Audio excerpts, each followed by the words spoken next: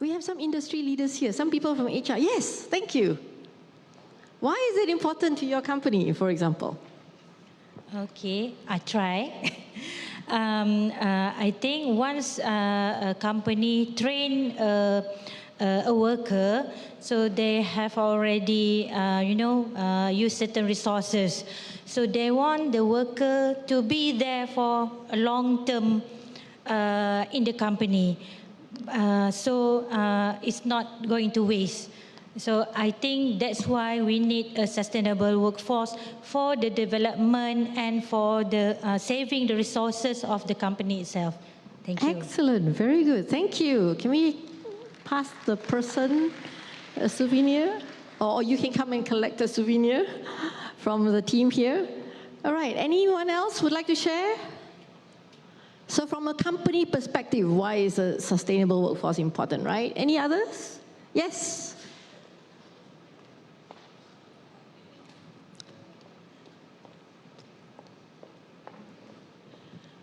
Okay, I heard got Slovenian, so I quickly run.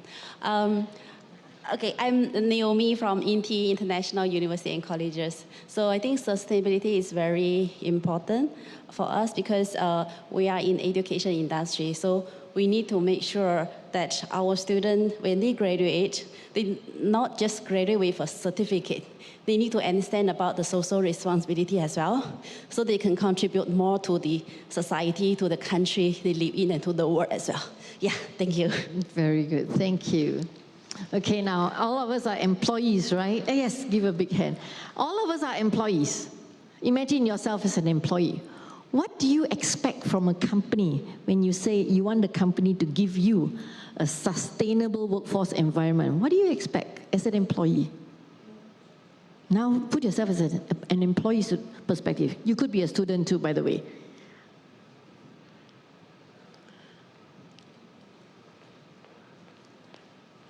Yes, we have an answer there. Testing. Okay. I think as an employee, of course, my name is Mahadi from Universiti Malaya. I think as an employee, I would expect my employer to be able to guarantee some sort of, guarantee that I would be given equitable, fair wages, and I would be given a career path and development. I think that is important. And to answer your earlier question on why is it important to have sustainability, like everything else in this world, the resources is not infinite. You know, you have to think carefully, you have to utilize it carefully, and the same with the industry. I think with the company, they need to make sure whatever investment are being spent, it must be able to generate the right number of profit or return to ensure the survival of the company. That's all. Very good. Let's give him a clap. Okay. Right, so very good answers. You know, I've tried to just summarize in very few words. From a company perspective, I believe that every company wants a sustainable workforce because it helps the company to fuel growth, right? If you have people who are fully trained, you don't have to worry about attrition. They can actually help you to grow. They are already skilled, they are already knowledgeable, they have domain expertise, right? So you have lower attrition.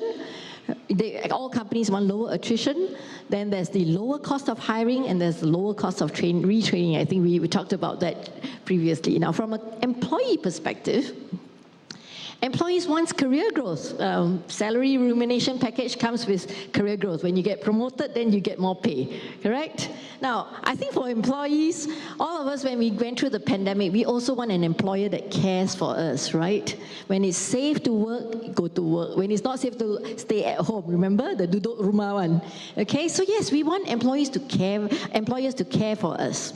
What else do we want? We want an environment that is conducive for us to work, right? Caring for the environment, not just at the office, but also, I think for the young generation Z, the environment also means planet Earth, right?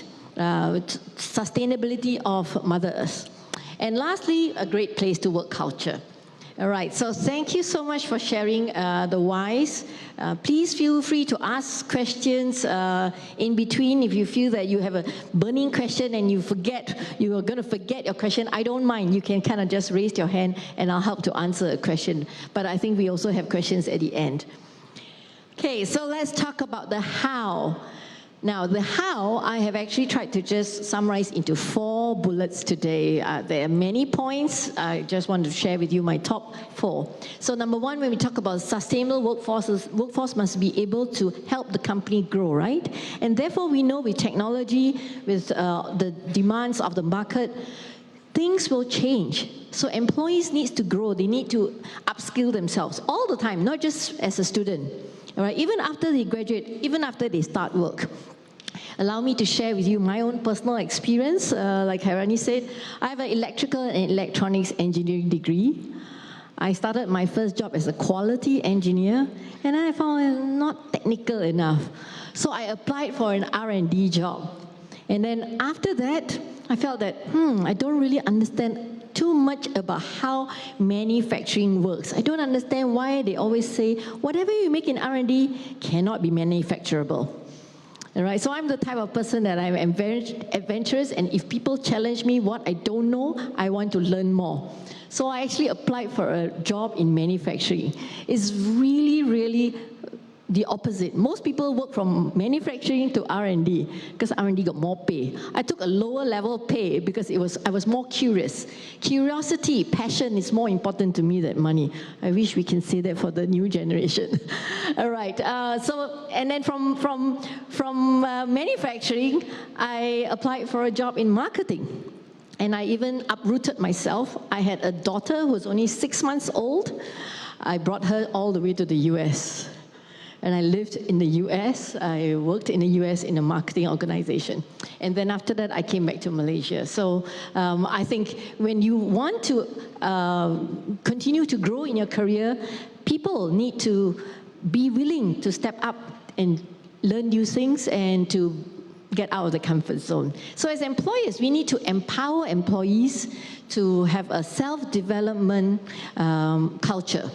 In Keysight, we have many training programs, and employees can sign up for the training programs. We empower them to sign up for training programs. We empower them to talk to the managers on a career change, and there's lots of job rotation opportunities.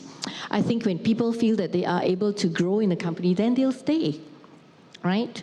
Next one, so this is a career path that I wanted to share with you in Keysight. We have what we call the dual career path. So as an individual contributor, an employee can be promoted from an entry level to an intermediate or advanced.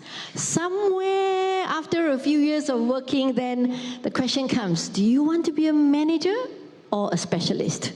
All right, so we have sessions such as this, where managers talk to employees openly. Do you want to be, and managers must not be afraid that the employee is going to take their job and they're going to be jobless. No.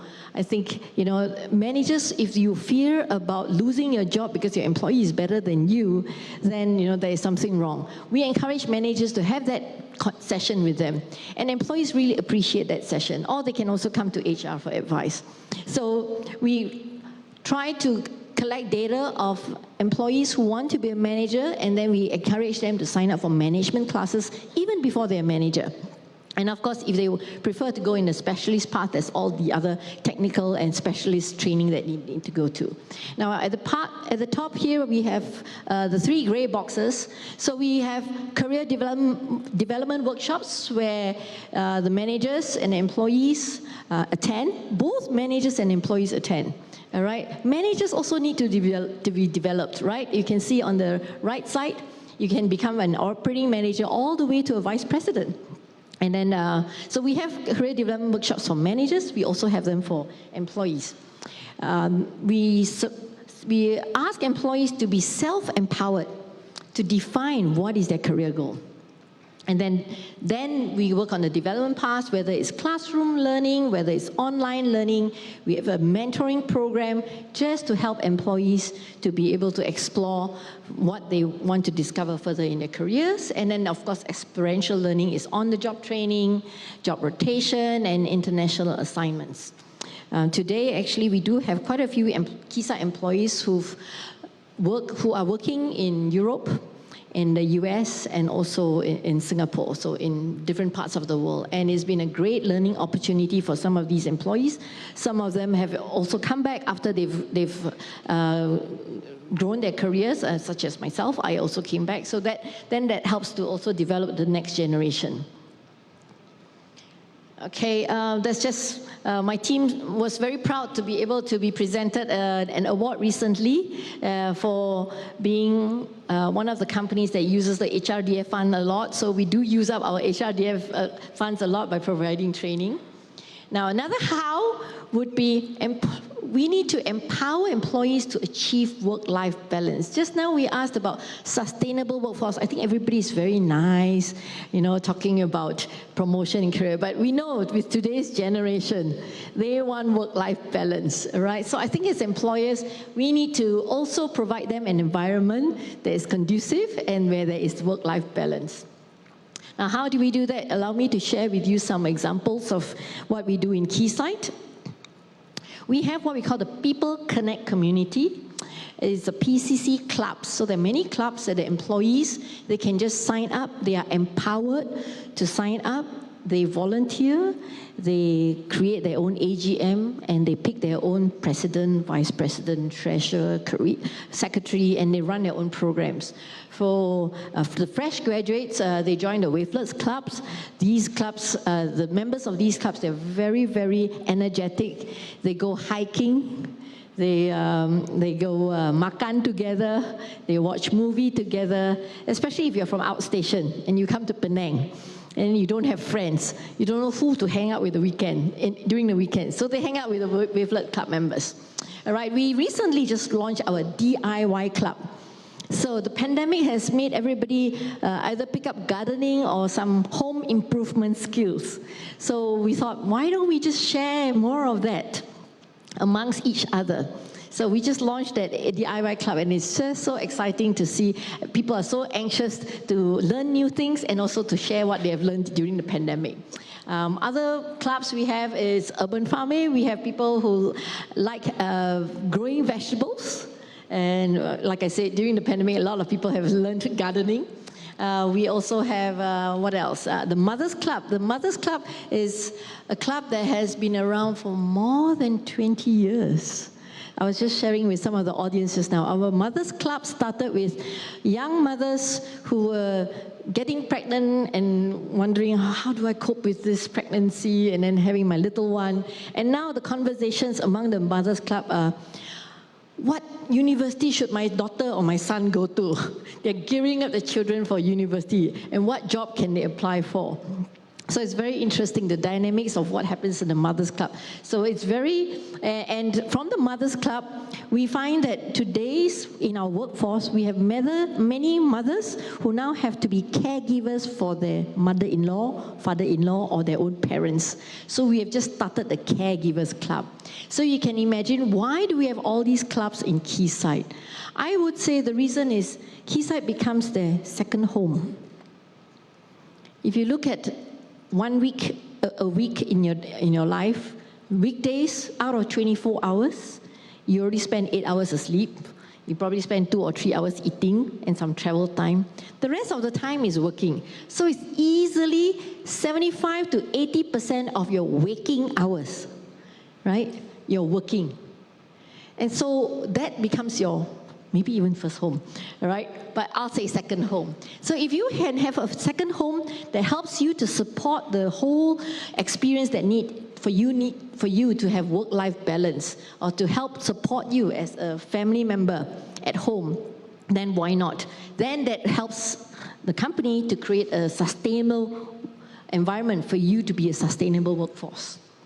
There are other clubs, right? Mostly the other sports clubs that we have a lot of young singles, and you know, they're very energetic with badminton, running, cycling, and so forth. But I wanted to just share in particular the Mothers Club and the Caregivers Club, which we find is the latest that employees really appreciate. In fact, we launched this club just last year, and I had an employee run up to me and say, "Oh, Angela, thank you so much for starting that club. I never knew I needed it, but just last week my father was diagnosed with, cancer, and all the information is so useful." In that club, we have all the nursing home what kind of illness do they treat, contact number, and comments from employees, reviews of what is good, what is not good, right? So this is really, really very efficient for the employee to quickly find a nursing home for the elderly parent.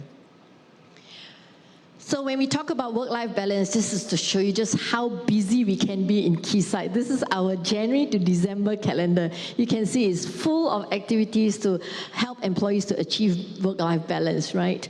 From the Great Escape, you know, whether it's having games or whether it's celebrating Deepavali, Chinese New Year, and so forth, right? Now, work-life balance, I think for some employees I mentioned just now, sustainability is also very important for planet Earth. So we also have our corporate that has actually empowered our employees to look at sustainability. So our workplace solutions team have looked at solar panels. So we've installed solar panels, and it is our largest solar panel in Keysight worldwide, which is in Penang now. And that really helps to sustain the earth. We have all our cafeteria food after, you know, the vegetables and that is not used when they cook, they make it into compost. Right, and then they use it for our Keysight gardens. So that's about sustainability. Pliking, I recently went pliking with our wavelets group. How many of you are familiar what is pliking? It was a new word that I learned. We basically hike 1 hour to a hidden beach, not accessible by a car, not accessible by motorbike, only if you hike across the jungle.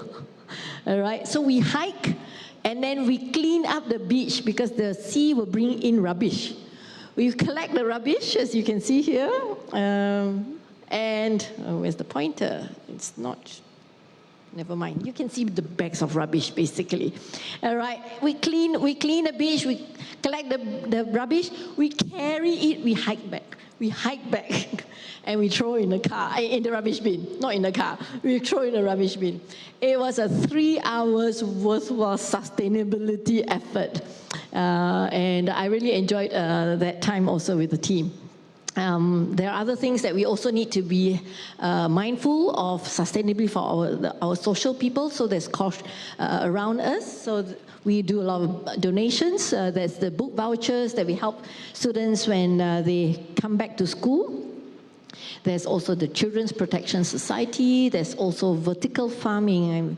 Those of you who are familiar with vertical farming, it takes up less land. And the idea is we donated this vertical farming to the handicapped homes, and employees actually volunteer to go and help them to plant. And the concept about donating these hydroponics planting system is, instead of giving donations all the time, and instead of giving fish, we want to teach them how to fish. Right? So we teach them how to plant their own vegetables, and they can consume. So that lowers their operating costs, and that also, you know, helps them to be able to sustain. The other point about empowering a sustainable workforce for tomorrow is promoting employee well-being. Now, the pandemic has really taught us that well-being is important. There are many topics to talk about when we talk about well-being. There's physical, there's emotional, there's financial, there's social, occupational, spiritual, intellectual, environment. I won't talk about all of them because that will take another session. So I'll just focus on 2 examples, right? So let's talk about just physical well-being, right? Every company, I think it's very important that we provide them with all the support they need in terms of physical well-being and also mental well-being. So this is some of the programs that we have launched in Keysight last year, right? Being mental health awareness webinars or a lot of talks. And we also have a sports complex for employees to exercise. And we also organize walking competitions. That's the 50-day Stay Active Challenge. You have to walk 5 km every day for 50 days. Or if you cannot, do it in a group, motivate each other, all right? So that's some of the well-being programs that we continue to encourage our employees to participate. And by the way, when I say empower, the word empower is because we actually ask employees to organize these. If you look at the calendar just now, HR cannot organize all those programs. We actually empower employees, and if they want to organize something, they come to us and we say yes, and then we partner with them in implementation. In fact, just recently, last week, our interns, today we have about 100 interns in Keysight now, as of now, 107 to be exact. Last week, our interns organized a talent show. And they sent out invitations asking people if they want to sing, they want to dance, they want to act. And then they organized a whole talent show, and we collected money. We sold tickets, collected money, and all the funds go to charity. So again, this is empowering our interns to just organize something. And they all shared that they had a very meaningful experience, not just at work, but also doing some CSR. Lastly, promoting diversity, equity, and inclusion. We all know diversity, equity, and inclusion is the only way that can propel us forward, right? If you look at, let's say, a mobile phone, if it's, let's say you want to make a mobile phone cover, if you're a male designer, you will design it very masculine, maybe. But if you're a female designer, you will design it a little bit more, feminine.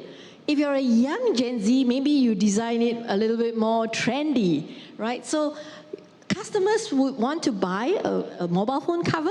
I'm just using a simple example, all right? And the diversity of thought in the designers making the cover will then make whoever is making that cover sell even more, and that helps to grow. So diversity is very important. Now, in Keysight, we are very proud that we have a lot of programs to promote diversity. So whether it's, we acknowledge in Malaysia, we have Chinese, we have Malays, we have Indians. So celebrating all these festive seasons is important to us. We have our Keysight Women's Club Council that also supports women in their career. We have part-time work to support employees who need to take care of family and then come back to work later. We have flexible work hours, we have part-time work. We try to make a conducive environment so that whoever that needs help will be supported. We even have deaf and mute people in our production floor. This is our heritage since HP, and we actually have people who learn sign language to help them in terms of when there's an evacuation. So diversity, equity, and inclusion is really, really in our DNA. So in summary, I talked about how to empower a sustainable workforce. So companies need to make sure that we provide career development for employees so that they will stay. And employees want work-life balance, so we should be able to provide them a conducive work environment, take care of their well-being, and make sure that we continue to leverage diversity, equity, and inclusion for the company. I believe in our audience there may be some students here, so if you don't mind, I will give you some words of advice. So students, my advice to you is be humble, be teachable, and always keep learning. Keep learning, keep learning. We heard just now about reskilling, upskilling. You have to keep learning so that you are a sustainable workforce. Now, if we have teachers here, or lecturers here, or professors here, I think the advice would be, a good coach can change a game. But you, lecturers, professors, you can be a great coach when you change lives. The students are all in your hands. The students' lives, their future is in your hands. Be that great coach and change their lives. And lastly, if we have any industry people here, make sustainability part of everyone's job. So sustainability is not just HR's job, huh? All right? Every manager, every employee, every person can help the company to be sustainable. That's all I have. Thank you. All right, thank you, Ms. Angela, for these insightful and interesting presentations. Now, the second part of the session is the Q&A, as usual. So if any of you have any questions, probably you can go to the microphone and start asking your questions. Anyone?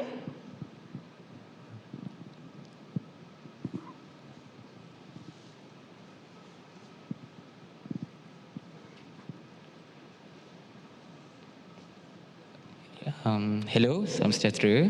Saya Izzuan Hadi daripada UMC SET. Jadi saya ada satu soalan. Macam mana kalau kita ada seorang ketua yang very oriented goals and at the same time dia tahu benda tu bila kita ada work-life balance, dia punya perspektif tu quality and quantity pekerja tersebut akan kurang. Jadi macam mana kita nak make sure yang kita punya ketua tu, macam mana kita nak cakap dengan ketua tu yang work-life balance is a very important things dalam organisasi. Sebab setengah leader dia akan capai goals-goals tertentu dan make sure yang dia punya pekerja dia akan capai juga apa yang dia nak melalui plan-plan. That's all. Thank you. Thank you for the questions. Okay, if you don't mind, can I answer in English? I think I can understand the question, but for me to answer in entirely Malay will be a challenge. Sudah lama tak berlatih. Okay, so for me, the most effective way of changing mindset is through training.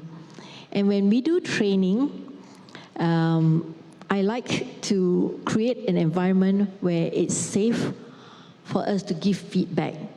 And for you to give feedback, you get them to play a game, all right? So you can actually create a game that has, in the interest of speed, they must finish everything fast, but then no quality, all right? So recently, I did design this workshop, a career workshop for pre-U students, right? We gave them Lego units, and they have to build, and there's a time limit. They rush to pick the unit and to build.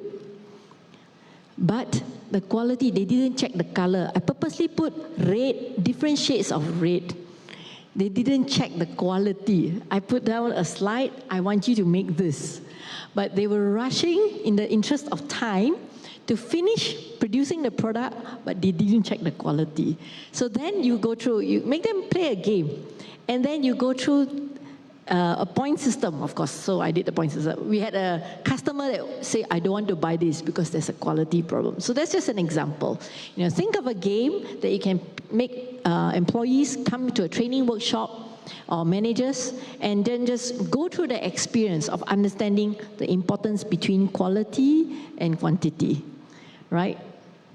Of course, for those that take a long time to check the quality, they cannot produce the unit in time, so quantity, and the game was how much money can they earn at the end of half an hour, just half an hour game, very senang. Okay, so that's an example. Does it help?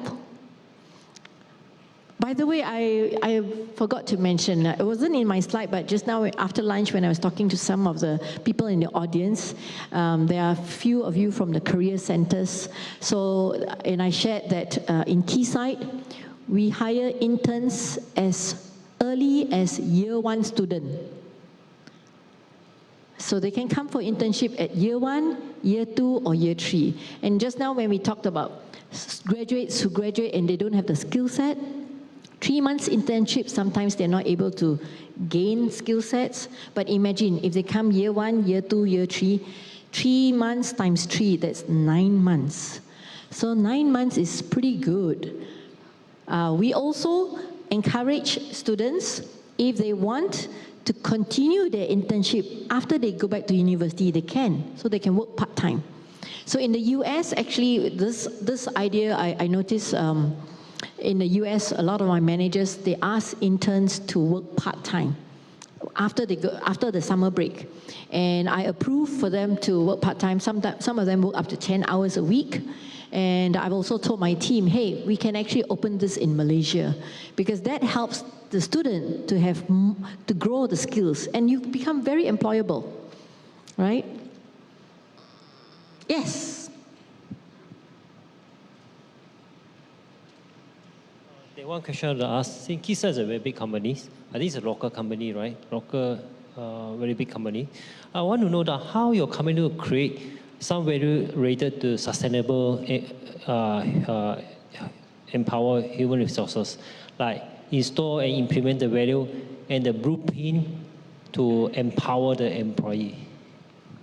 Right. So first of all, we're a multinational company. I think we have the privilege of being part of Hewlett-Packard. So if you have read the book Built to Last by Hewlett-Packard, we have in our DNA, in our company, from our founders. So it starts from the top, from the leaders, to empower employees, to trust them. It's not easy.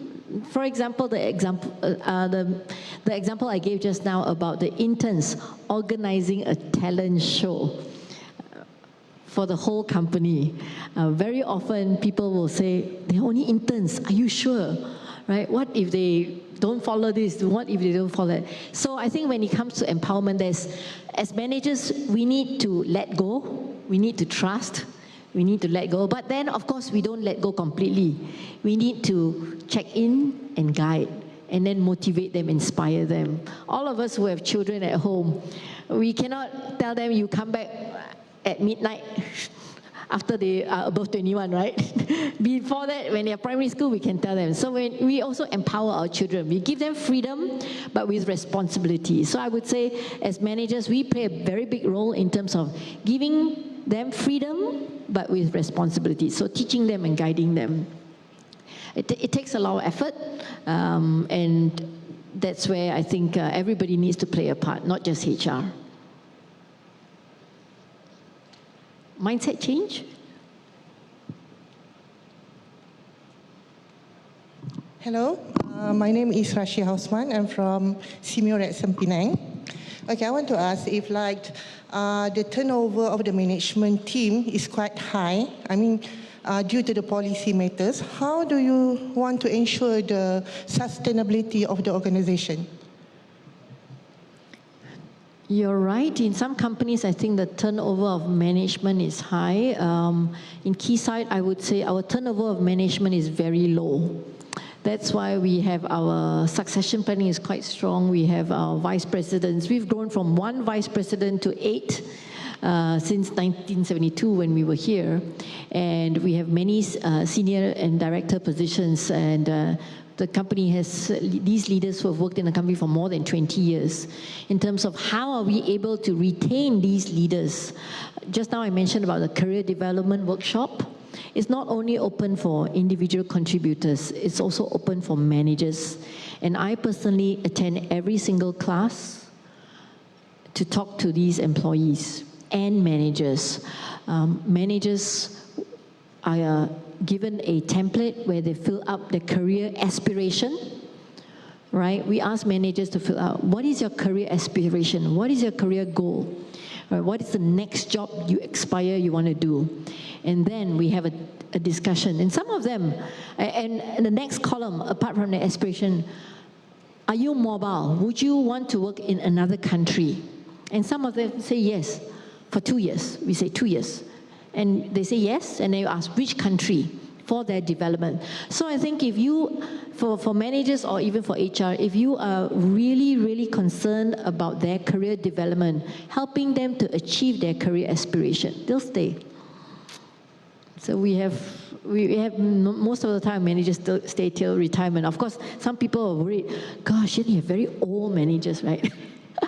Not necessarily, all right, because I guess we have the privilege of being able to continue to grow. We've done more product transfers to Penang from the US and from Europe to Penang, and therefore we've been able to grow more jobs. Right, like I mentioned, 1 VP to 8 VPs, so it's not that, it's not the same 1 VP, right? Everybody's waiting for that 1 person to retire. No, we've been able to grow more jobs, right? And then we've outsourced some of the jobs where it's low value or it's more repetitive, and we always do more high value jobs. Today for Keysight, we are 90% knowledge workers. We have less than 10% direct labor. But what started in HP, we were 90% direct labor and only 10% knowledge workers. Hope it helps.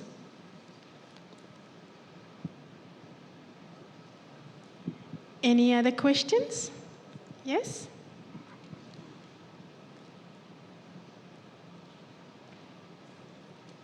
Thank you. Also from Senior Rexham. I just want to look in another view. I know we are talking more on the industries where the work and life, too much work, so we have to balance it now.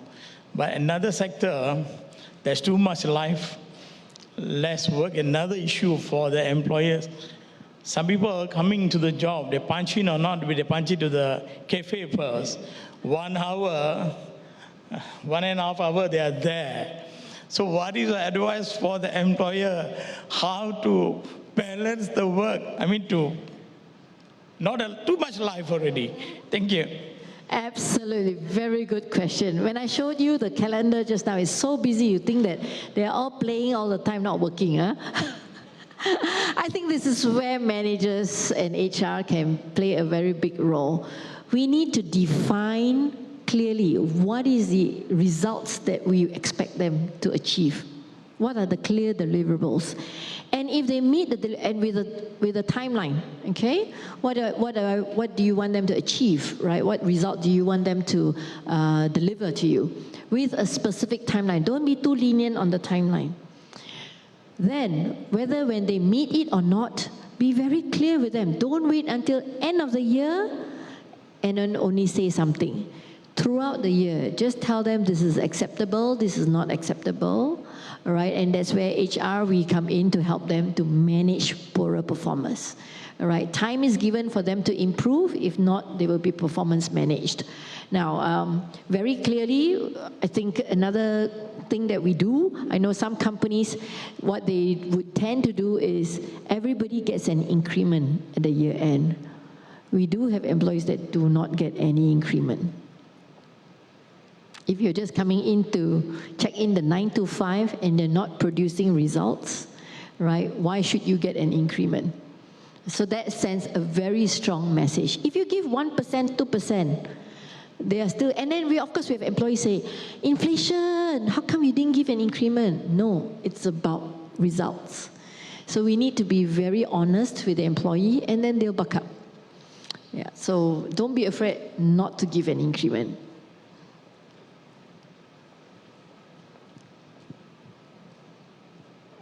Okay, other questions?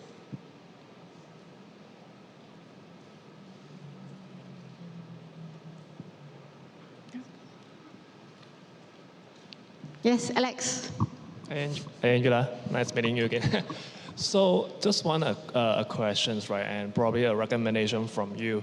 Talk about sustainable workforce, that would drive low attritions and, all these things. I believe that cannot run away from building up a very good culture, organizational culture. So how would you recommend a company that probably it's not a very good culture right now, and how should they do a transformation on that? I think for every startup company, implement it small, people will see the results, and then it will grow from there. I do acknowledge it doesn't take overnight for a company to just do like what we did. We've been with the company the company HP Agilent Keysight has been here for 51 years. We have the privilege and the honor because we have managers who've been with the company for 20, 30 years. So they are able to continue the legacy of the work-life balance. But I can imagine for some newer companies, it's difficult. You need to meet the bottom line, and at the same time, how do you keep your people? But it's a trade-off. If you always get employees to work, and no play, they will not stay. I had another visual that I showed to my mentoring group recently. It's a hamster in a wheel, right? So if your company is an environment that you treat employees in a hamster wheel, just running in the wheel with no purpose, with no work-life balance, very soon, either the person in that wheel is just going to come out of the wheel or just burn out, right? So I think employers need to be very aware that we all play a role in making that change. Yeah, Alex, so start small. I don't have the perfect answer for you, right? I would say, you know, find your alliance, start small, and when you have results, do market and make it known, and then more people will have the common goal, to come into that common goal, yeah? All right, any other questions? Probably last questions from me, is that okay? I would like to ask about what are the challenges to create a sustainable future workforce? What are the challenges? Yes. Interesting. I don't know how honest can I say this. I think the challenges would be especially for the students. Let's talk about the different generations, okay? The Gen Z, those that studied at home during the pandemic, all right? The challenges for them is coming out of their homes and being able to enter the workforce, all right? Time management for them. I was just telling someone, if the lecture is at 9 o'clock, they wake up at 8:59, sit there, open the computer, still in their pajamas, boleh. But you ask them to come to work by 9, that means 7 o'clock, they have to wake up, they have to, you know, go through the traffic and come. So it's time management also for some of them. So just that whole adjustment from studying online to coming into the workforce. I also meet students in the universities during my career talk, and they put up their hand, ask me the question, do you have internship work from home? All right, so that's the challenges that I have with the Gen Z. All right, now let's talk about the Gen Y, all right? I think the Gen Ys, a lot of them, they have already been in their careers. They're all wanting to, I would admit, also during the pandemic, there's a lot of burnout. Everybody works more than 8 hours trying to cover for whatever the gap is. And because you don't spend time traveling, some employers and some companies think, well, so you should work more lah.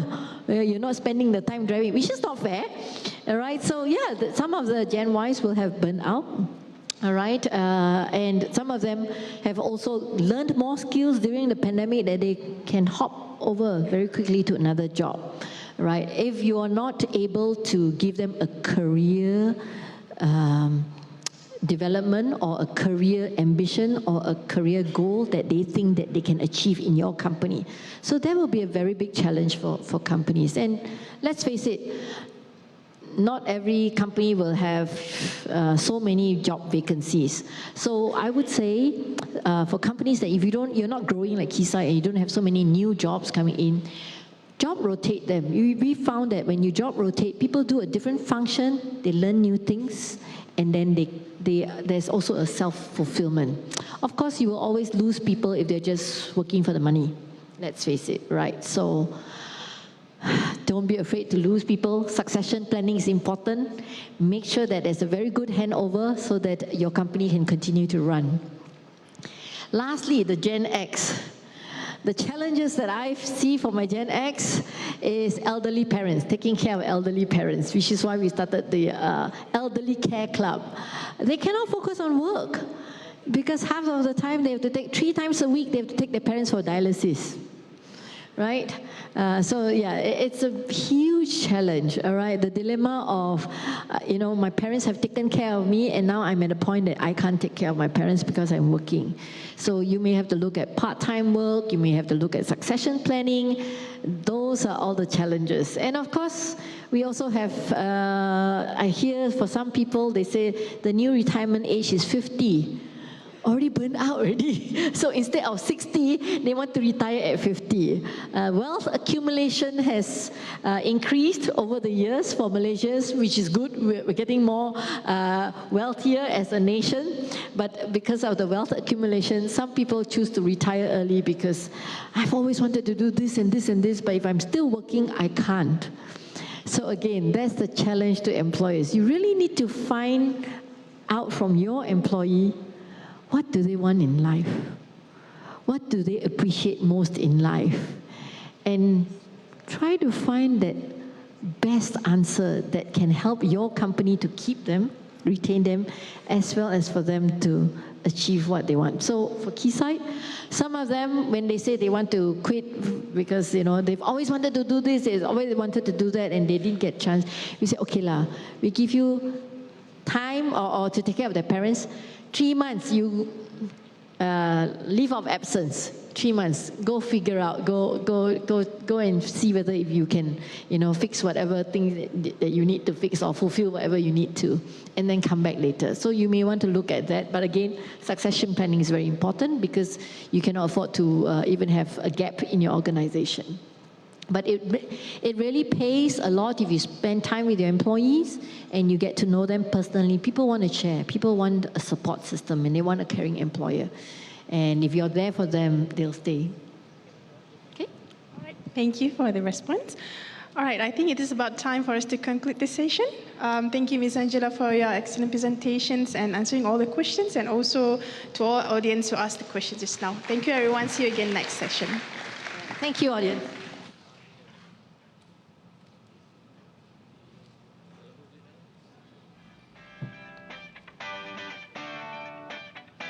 We still have spare souvenirs, right? Those of you who ask questions, please do collect from the organizers. I'm not going to carry it back to Penang. Okay, thank you, Ms. Angela Cheong, for your presentation and sharing the keynote on empowering sustainable workforce for tomorrow. Thank you for being a part of our event and for sharing the Keysight culture of respect, integrity, and high performance with us. Thank you again for reminding us of the power of thoughtful discord. On that note, I would like to invite Dr. Hairani to give a token of appreciation to Ms. Angela Cheong.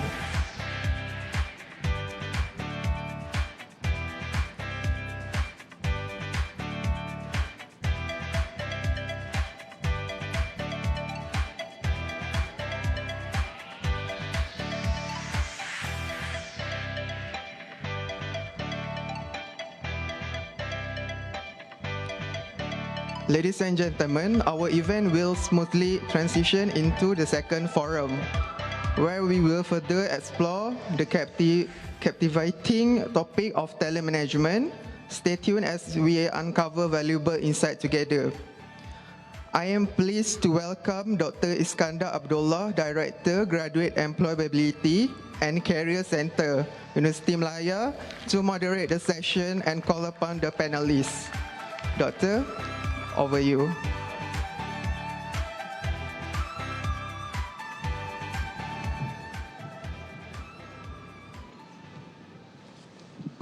Assalamualaikum warahmatullahi wabarakatuh and a very good afternoon to everyone.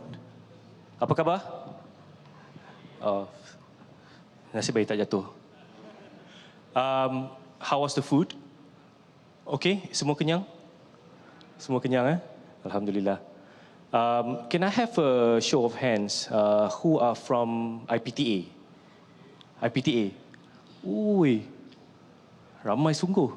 IPTS? Ramai juga. Very good. Agencies? Ministry? Okay, all right. Thank you very much for everyone to come over to UM. I hope it was fruitful sessions for everyone. So before we start with our second session, please allow me to invite our three panelists for this afternoon session. I would like to invite Mr. Simon Benjamin. I would like to also invite, please, yes, Mrs. Hazlina Muhammad Hazani and Mr. Ahmad Bukhari Muhammad Yunus. Please have a seat. Anyway.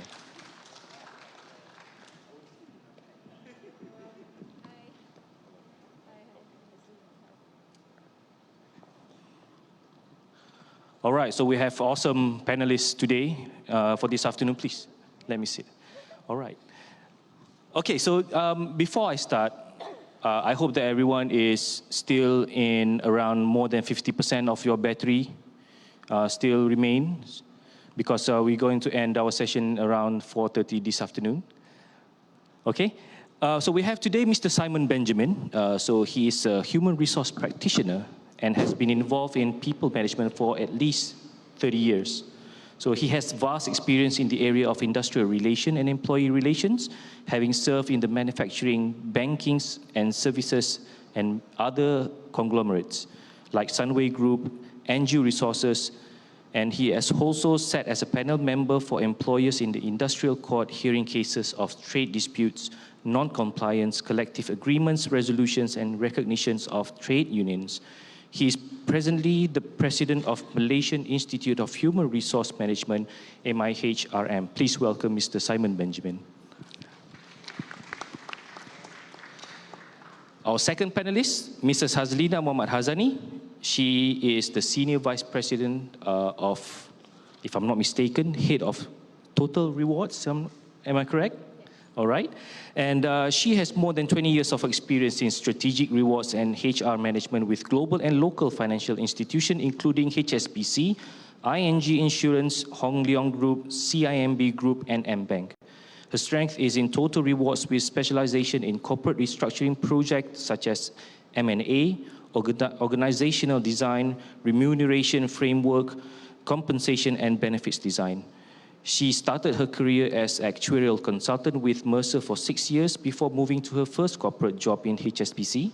She completed her executive leadership course in Judge Business School, University of Cambridge, and her current role is in M-Bank and is lead and manage the total rewards unit in the group, encompasses the elements compensation, well-being, benefits, and recognition. In that context, lead to optimal organizational performance. To build and drive the strategic design and execution of the company's compensation, equity, and benefits program in line with group strategy and focus to create a sustainable EVP with greater focus on progressive reward structure, work-life flexibility, diversity, and inclusion. Please welcome Mrs. Hazlina Muhammad Hazani. Our third panelist for this afternoon, Mr. Ahmad Bukhari Muhammad Yunus. He has over 15 years of solid experience in the oil and gas industry as HR professional. He graduated with electronics engineering degree and started his career as a solution consultant prior to join Shell in 2007 as a HR business partner. In his tenure with Shell, Bukhari has ventured across various HR areas, including HR business partner, HR expertise, HR systems, HR lead for Shell Business Operation Malaysia before being appointed as the global head of talent for the development, wealth, and exploration business in March 2023. He holds an MBA in strategic management with IIUM and is currently pursuing his doctorate in business administration. What year are you in? Which one? Doctorate. With UUM. Wow, UUM. Being passionate and strong advocate for diversity and inclusion as well as talent development, Bukhari has been actively involved in a number of initiatives by various government agencies, including Pemandu and MDEC in boosting Malaysian female talent returning to the workforce. Please welcome Mr. Ahmad Bukhari Muhammad Yunus. All right. So let's start with the first question, if I'm not mistaken. If I can, not mistaken, sorry. Question to Mr. Simon Benjamin. In the context of industry and related to the university, right? This is what we want to look at because as we have seen IPTA, we have IPTS, and all of them work very closely with undergraduates, postgraduates, and also recent graduates. So Malaysia Institute of Human Resources Management, as we all know, support the national aspiration on HR development, where your core activities are providing certified quality programs. Is there any change on the trend on the sought-after training programs? That is one. And what is the expected length of training where employers see an ROI? Thank you. Can you all hear me? Okay. I come from the Malaysian Institute of Human Resources. I was a student there back in 95, 96. Now, MIHRM in short is about 46 years old. So we're one of the first HR associations in the country. I think some of y'all are also students here. I see some familiar faces. All right, so the objective of the Institute was not just about money, it was also to create the awareness of HR in the country. Money being one, to sustain, we talked about sustainability, but was also to build the next generation. So of date, we have trained about 30,000 HR personnel in the country, all right? And we have worked very closely with governments. We have worked most of the time with the private sectors, and of late with the universities. We see that universities are also getting involved with our courses. Why? Because our trainers are more of the industry people, and they come in with the academicians. So we try to get a balance there.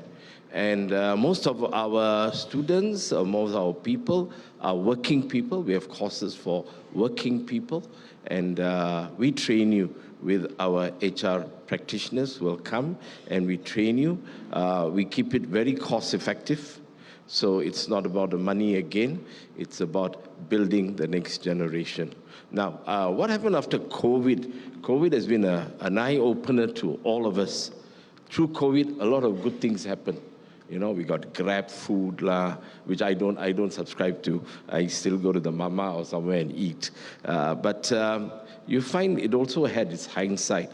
We noticed that during the COVID, many of our students were stopping classes, and people were dropping out. And we went to ask them what happened, and they said that they have lost their jobs. Some jobs closed down and all that. So we felt there was a need to increase the awareness of HR, because through COVID came things like mental health, proper working from home and all that. So what we did, we approached the ministry. The ministry gave us a grant. And with that grant, we are now conducting free HR programs all over the country, free of charge, for the B40s.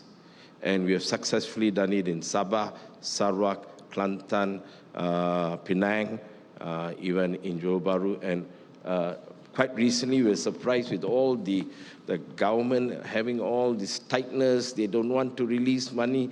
They now gave us another grant for about 300 people to be trained. So this is what we are doing, and this is what we have achieved. As for the ROI, how long before we see results, that depends. Some as early as 3 months when they go back, they can perform, they get promoted. They call us and say, Mr. Simon, we have been promoted. Some get better jobs.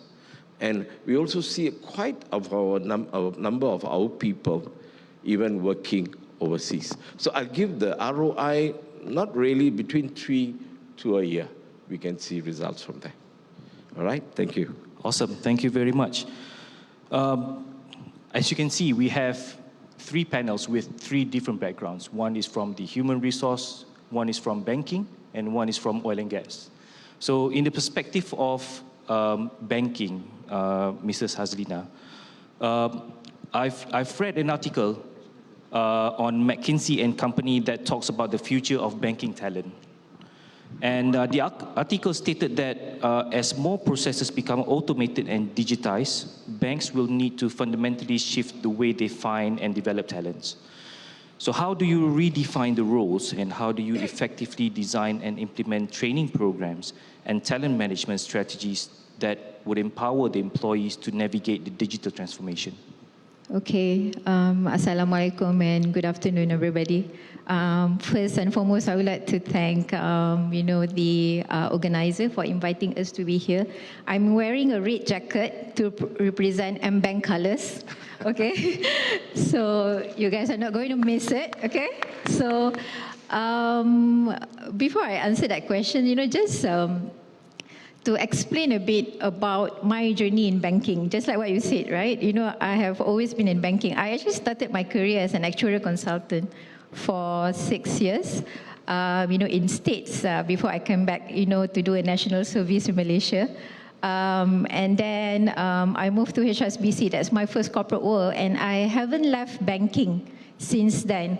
wanted to try a different industry, education line, oil and gas, right? But I think, the pay is just too good in banking, right? so that's why I stay. So to answer the questions, right, in terms of job design, as I said, I've been in banking for many, many years, I think over more than 20 years, and I can see how the role has changed so much. Just talk about HR for that matter, right? Last time, when you talk about HR, it's operational HR. Recruit, pay salary, and then hire and fire, that's all. But nowadays, if you look at HR, we become a very strategic business partner, right? So skills like data analytics, we never expect that, that role, has to be in HR. But, now it becomes apparent, all HR functions has a data analytics. So when it comes to redesign jobs, in banking especially, what we do, particularly in CIMB, in mBank, it always relates back, to what is the strategy of the bank. So we always look at future, right? In the next 2-3 years, what is the strategy of the bank? So if really we wanted to grow our digital banking, nowadays people talk about digital, e-commerce. So if we want to really grow, in that field, so our jobs, are very, very different. So as I said, and how do we do this? First and foremost, really to study the strategy. And second, as a HR practitioner, what we do is, we look at, our workforce, right? Do we need, if really we are going to do automation, right? Do we need 3,000 people? Do we need to have a teller at the bank, right? So maybe we don't need that many. So we look at headcount strength. And then, we start actually, as I said, structure the jobs. So do we need a secretary? Right? Is it a must to do secretary? So in banking now, secretary, that's no more a secretarial job. Right? Because we redesign the job, we repurpose the job. Secretary becomes an office administrator. Secretary becomes there's a lot of other things that, we actually roll in, to the secretarial jobs. So, and that's how, we get, the highest ROI in terms of our headcount. And coming back into mBank in particular, what we have done, and I think most of the banks are actually going on the same path as us, COVID actually accelerate a lot of the digitization, in banking. In HR particular, in terms of our online learning platform. We do have it, in mBank, so it calls mCampus. So, and the idea is actually to move away, from manager-led training, so that, the employee can actually own their own development. Right? Just that, you have access to this online learning platform and you choose what you want to learn, right? And later, I'm going to explain a bit, how does this works, in mBank in particular. And second, development, in terms of our assessments, our career development, is all supported, with technology, right? So that, we move fast. And again, with COVID, some people say that, there's bad and good things, come up from COVID. But as I said, for us in banking, it's actually accelerate quite a lot of our initiative that we wanted to do, especially on flexible working arrangement. I think unlike CIMB, Maybank, RHB, all the big banks, mBank being a local bank, we would prior to COVID, there was actually an idea to do a flexible working arrangement where we will allow employees, to work from home. But at that time, we were not ready yet. Then, when COVID hits us, we move very fast. And it's actually doable, right? So we achieve the work-life balance. So I think the previous speaker talks about sustainable workforce. And I think one of the things that, we are actually promoting in mBank is that work-life balance, right? And then to also show that, how serious we are in terms of our digital journey, we have, I think last year, we actually introduced M Digital. So we do have, M graduate program. So if you have your students, can always apply, to M Bank, graduate programs. But last year, we introduced M Digital. It's just a 1-year program, and the focus is more of UI UX, data science, and software development. It's just a 1-year program with a starting salary of 4,000, and upon completion is 5,000, which I think is a very, very great proposition, to our employees. Thank you very much. So I believe there were a lot of strategies that were implemented by M-Bank trying to keep up with the current trends, especially digitization, and also perhaps to repurpose of some of your staff, especially the secretary, to give out better ROIs. And I think what was mentioned, especially the M graduate, I guess most of us in the IPTA and IPTS has been contacted by M-Bank in terms of the program that is going to be offered soon. So we try our best to... It's very good. Yeah, and it's giving 4,000 ringgit as starting pay. It's a starting pay of 4,000 ringgit. It's a premium salary for them. Yes. And hopefully it will be benefiting our graduates to get the 4,000 ringgit. And I guess I would concur with you that COVID really hit us hard, which made us not just industries, but also in terms of academics. We try to be more innovative and also creative in our teaching and learning, especially in the exams, doing the proctoring as well. But I guess it would also be something that would be necessary, or would it be detrimental for in oil and gas field. How did COVID hit you guys? Do you still work during that time, or is it like a freeze zone where you don't work for a few weeks? Maybe that's one. And then in terms of the management strategy, Shell's competence management strategy created a clear distinction between competence development and competence assurance. Maybe Mr. Ahmad Bukhari can share with us what is Shell's competent management strategy? Assalamualaikum and a very good day. Thank you so much for the question, and it's an honor to be part of today's session. Maybe before I answer the question, let me ask the audience a question, right? Because we don't have a wireless charger for the audience, right? So how many of you today isi minyak pakai Shell? Sila angkat tangan. Majority. Ada bonus link. Tak ada bonus link. Okay. How many of you use Petronas? Kadang-kadang. How many of you use, beside Shell and Petronas, Petron, Caltex, BHP? Sometimes. Okay. Yeah, sometimes. Good. Okay. So it was actually an unrelated question, right? Just wanted to get some reaction and response from the audience today, because I'm going to answer the question that the moderator gave me just now about during the COVID period, the individual or the employees from the oil and gas industry, did you continue to work? How did you operate, etc., right?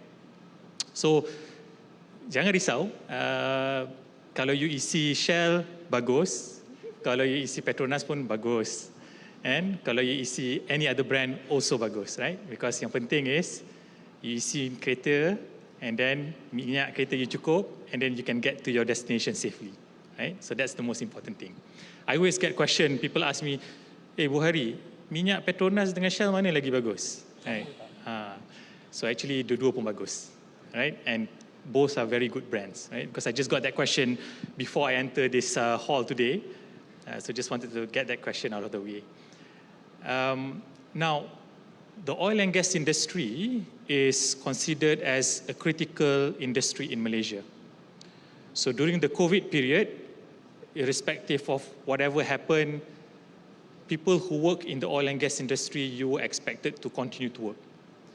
The difference is, during the COVID period, it taught us that we can actually continue to work from home, deliver remotely and virtually, but the business can still run as usual.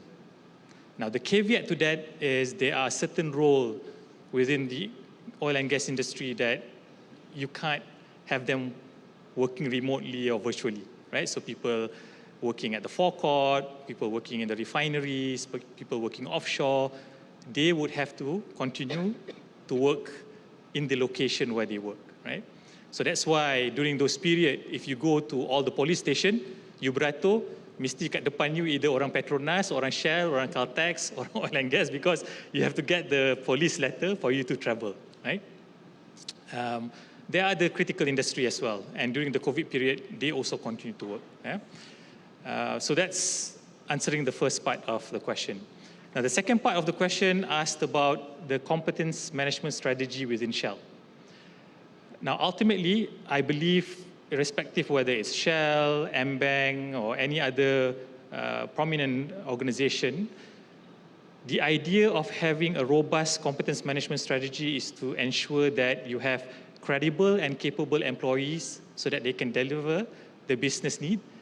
But at the same time, they are also able to develop themselves and grow within the organization that they are.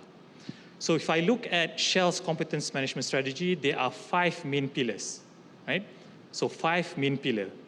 The first pillar is competence-based hiring. So when we want to hire people, we make sure that they have the necessary level of competence for them to enter the organization, or, for example, if it is internal resourcing, they have the necessary level for them to go into that role, right? So that's the first pillar. The second pillar is competence framework.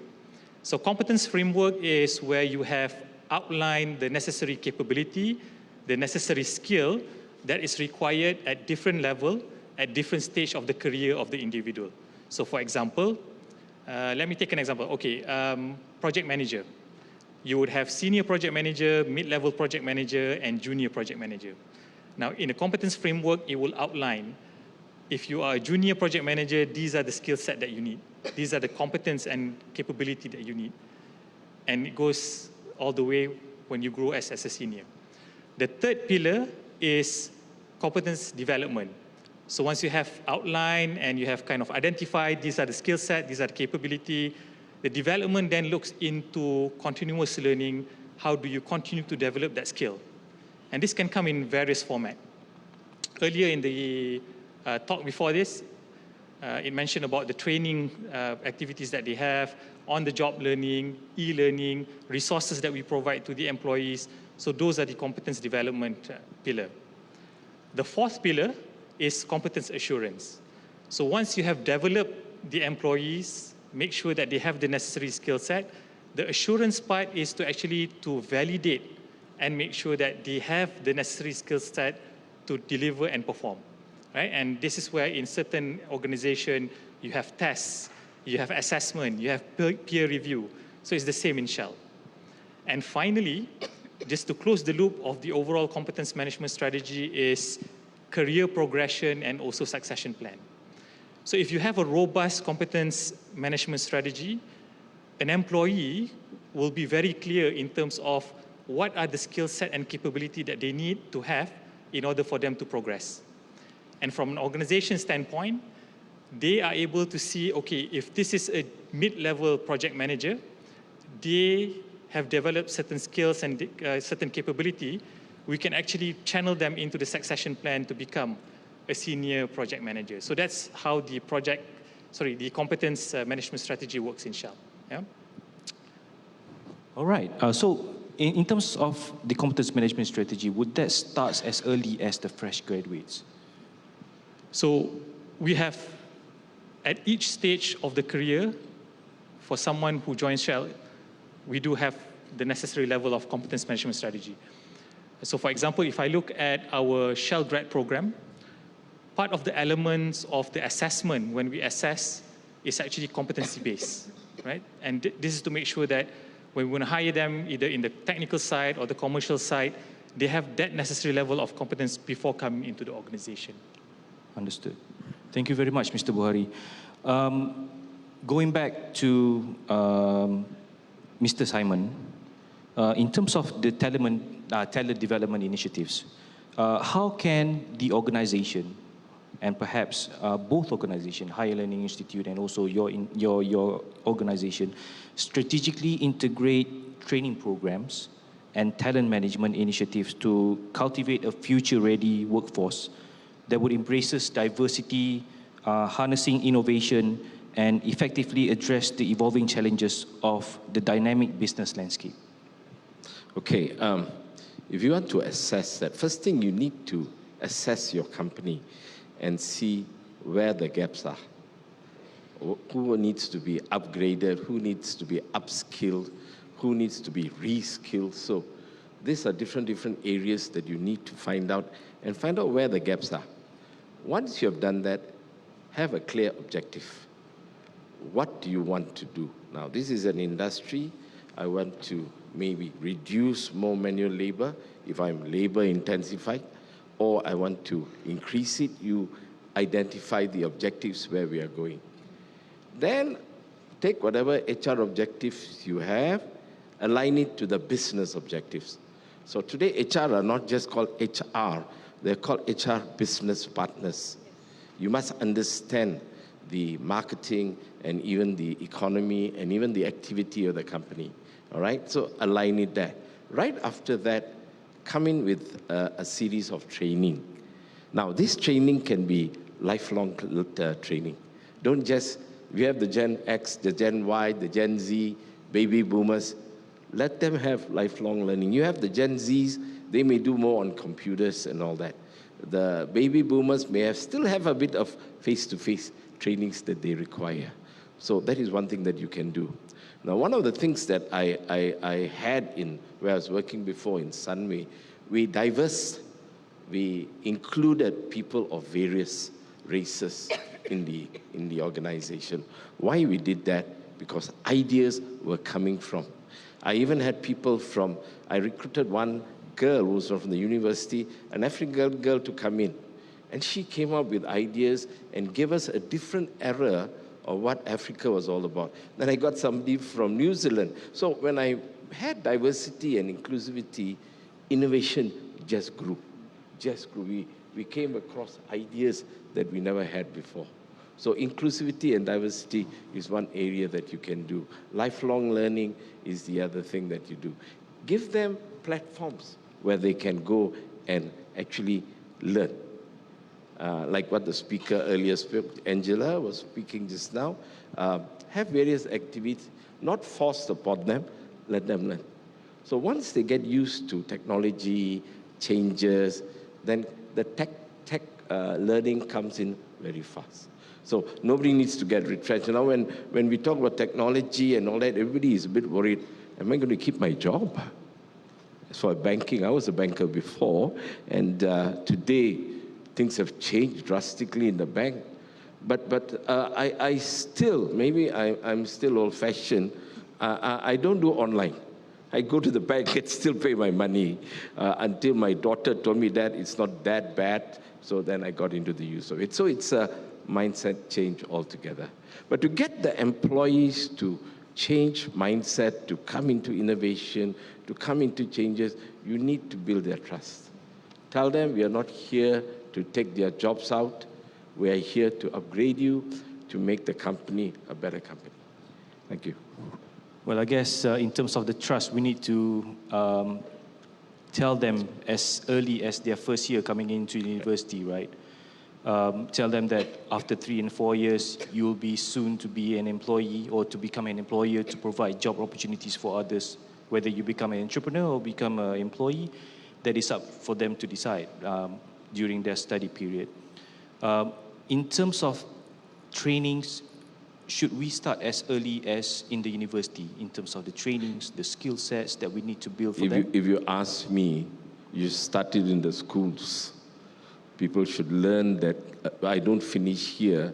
I must be trained to get into the university and then be even take time to be trained to go and get jobs. Now, one of the things that my son studies in Germany, so he wanted to go there because education is free and one of the best technologies are there. Now, after every module, every year, they are sent to a factory.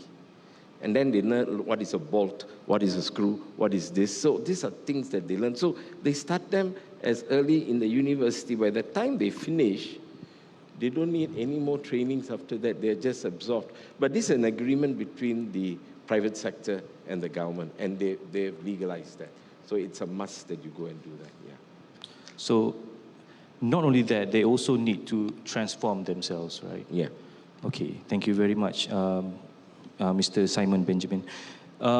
Next question to Mrs. Hazlina in terms of barriers of transformation. Studies have suggested that investing in learning and on-the-job training and automating processes are the most common workforce strategies which will be adopted to deliver their organization's business goals. So how do you motivate them for upskilling and reskilling? And what are the barriers that you encountered, and how do you overcome that problem? Okay, not to steal your question away. You mentioned transformation. Where my son was studying, HR is not called HR officer. It's called HR transformation officers, HR transformation directors. So I asked the German, why you use transformation? Transformation is more for IT people, you know? But he says no. He said, HR is where they bring the people and the machines together. So they are the transformers. They can be the shakers. They can be the ones that can change. So HR plays a very specific role there, and they sit in the board. All right? I'll pass the question back to you. Sorry. Thank you. Which bank are you using? Sorry? Which bank am I using? I've always been a Maybank from day one. After this, you change. Try Maybank. Try M-Bank online. Okay. Okay. So, you know, I just came back from Cambridge, you know. Yeah, so I attended a summer school program there. So, so it's a very good cause. So one of the things that we were discussing is a future of banking. It's future of banking. So again, you know, we talk about, you know, how does technology plays a part, you know, in terms of transforming banks and of course people and everything, like the way we do things in bank, right? So just now we talk about online learning, right? So, so there was actually like a 30 minutes discussion about this online learning, whether it's effective or not, right? So, you know, a university like, you know, as big as Cambridge, right? You know, very established. So during COVID, you know, they also moved to online learning, right? Zooms, everything, right? But they found out that, you know, it's not that effective. Right? So that's why last year, you know, they have actually decided, you know, to have a blended learning. But, you know, online learning is just 20%.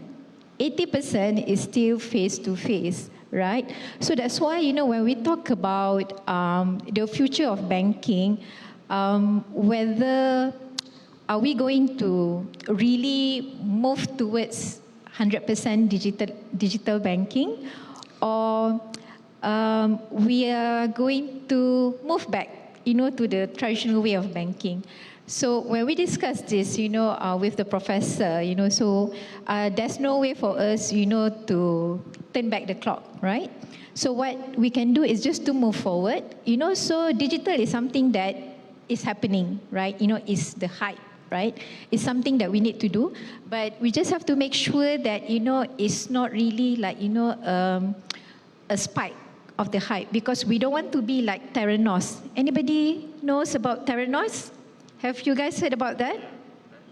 Yes, that lady, Elizabeth Holmes. So for those who doesn't know, you know, I would encourage you guys to do some reading. In Disney Channel, there was also like, you know, a series about Theranos called The Dropout. It's very, very good. It talks about digital. It talks about technology, where, you know, the hype was just too spike, right? You know, so by right, what we should do, you know, is to actually flatten, you know, the curve of the hype. So currently the hype is on AI, right? Everybody was talking about it, right? You know, ChatGPT, there's a lot of things, right? But so the study that is actually done by Cambridge, it shows that, you know, it's going to be a very steep hype, which is going to be very dangerous for us, right? So that's why, when we talk about this upskilling and reskilling, it made me think, right? So really we need to equip our people with DDA, for example, digital data and analytics, because that's the way moving forward, and that's how, we can actually win the competition against our competitors. And we know that, we are moving towards a resilient and agile workforce, right? But I think, we need to provide a balance. Yes, reskilling and upskilling is important. I mean, look at me, all my life I have been doing rewards, but here I'm talking about talent management, right? So I think, agility is a must, right? That we need to have. So I think in banking, I mean, not just in mBank, because I'm just like, 2.5 years in mBank, but in my previous bank, I can see that, when we actually try to introduce something new, there's also like, a group of people that are actually very complacent, right? And resist, and lack of motivation. So we do have like, yang dah nak retire kan, dah umur 50 kan, kita nak suruh dia attend course data analytic, belajar programming, R language, nak ke? Tak nak kan, so dah boring. So, they just say that, I tak nak, I just want to do this role. So, the role of HR, it's become very different, just like what you said. So, we become a consultant, a career consultant, right? And say, okay, boleh. But then, if you continue to do this, next year job ni dah tak ada. So, what's going to happen to you, right? So, that's why the reskilling and upskilling is very important. So, I think, how do we actually overcome it is really to educate our employees, right? And we also try different things, in mBank. So I think last year we have actually introduced UOL, upskill over lunch. It's just during lunch hour every Wednesday, once a month, where we actually share things that. So for me, like for example, I will just sit in front of a group of people over lunch and talk about MRP, market-related pay, percentile. What does it mean when we say I pay you at 50th percentile? What does it mean if I pay you at 75th percentile? Basic information, just to keep them excited, right? So when there's any vacancy in my team, for example, and when I actually advertise, there are people who actually put up their hand and say, hey, I wanted to try because it's very interesting, right? So that's things that we are doing in mBank. And I think in terms of the challenges that we have, again, time spent, right, and then cost, right? I think, as I said, for the training to be effective, it cannot just be online. You still need to have like, instructor like what we have now, right? Face to face, tulis dekat whiteboard, right? And explain that, this is how, it should be done to make it more effective. And all this involve cost, involve time. So I think the most important thing for mBank, to overcome all these challenges when it comes to reskilling and upskilling is really the individual development plan. The role of the manager, and the employees, we sit in together, discuss about what is your career aspiration. If you tell me that you want to be clerical, you want to be clerk forever until you retire, I'm fine with it, right? But, we have like, just like what you said, you have Gen Z, right? Who really ambitious, they want to be promoted every year. So, and we want to help them, right? Because for this Gen Z, they want to have a faster career progression, and sometimes, they don't have a leadership maturity to lead a team. So we have to give them like, okay, we understand that you want to be a manager in the next 3 years, you want to get a 10,000 salary. So in order for us to help you there, okay, first, you need to develop your leadership skill, your communication skills, so things like that. So that's why in mBank, we really emphasize on IDP. We call it an individual development plan, where we discuss about career aspirations, strengths and weaknesses that you have, and what are the things that your supervisor and the bank can do to help you to grow and develop, in the bank. Yes. Wow, that's a lot. So there's so many motivation approaches that we need to. I think it's going to be like a custom made, depending on the individual, yes. right? And I think what has been presented by our first keynote speaker, Datuk Sri Muzir, Muzair. Yes, okay. So he also presented, there was a slide that he said in 2015 we should have this particular set of skills. And then by transitioning to 2020, 2021, the skills has been changed more towards digital technology, digital skills, right? So I guess everywhere people are moving towards digitalization and also computer skills. Data analytics has become something very important. Data is like the number one right now. You have data, you have the power, you have the knowledge. And of course, when you said online learning may not be effective, I guess it works well with us. I guess for my personal opinion, when I did my teaching, I'm teaching chemistry by the way.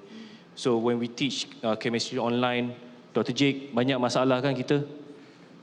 Semua sudah masuk, jangan lupa on camera. Okay, kamera rosak lah. Oh. Lepas tu, and then we teach for 1 hour. Is there any questions? Tak ada. Okay, kalau tak ada, then we can conclude our class. Okay, and then everyone tiba-tiba, pak, semua tekan microphone. Thank you, doctor. Okay. So I guess whether it's going to be effective or not, I guess it may not be effective to do online learning as well. Even for online teaching, I guess it would not be that effective. And in terms of blended learning, I have not tried blended learning, but maybe it would be something that you can explain a bit whether it was effective to M-Bank? I think yes. Because there are some courses, like for example, compulsory courses. Every year, I mean, if you work in banking, it's highly regulated. So there's a lot like compulsory learning that you have to do. So my team there, can echo with me. So there's actually a lot. Okay. So because this is like a compulsory annual courses that you have to do. So that one, is actually online learning, right? But when it comes to like a customized training, we try as much as possible to do it like, face to face. And at the same time, when we talk about blended learning, we introduce quite a number of Akademi. So we just launched our digital Akademi, I think this year, was it last year? Huh? This year. So we just launched our digital Akademi. Again, when you say digital Akademi, so everybody will say, digital Akademi online lah kan? Actually, no, right?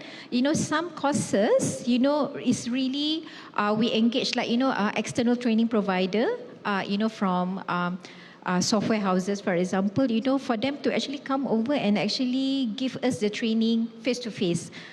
So it doesn't mean that, when it's digital Akademi, it's all done online. All right. So I guess you keep on doing upskilling and reskilling for your staffs. Yeah. So ultimately, our goal is, we wanted to like really move 100% to self-led learning. So the idea is, to give employees like, a learning credit, and they can actually go into the platform, use their credit and learn whatever that they want, right? So ultimate goal is that. Tapi tak sampai lagi lah. Okay. So hopefully it will be completed soon. It will be achieved soon.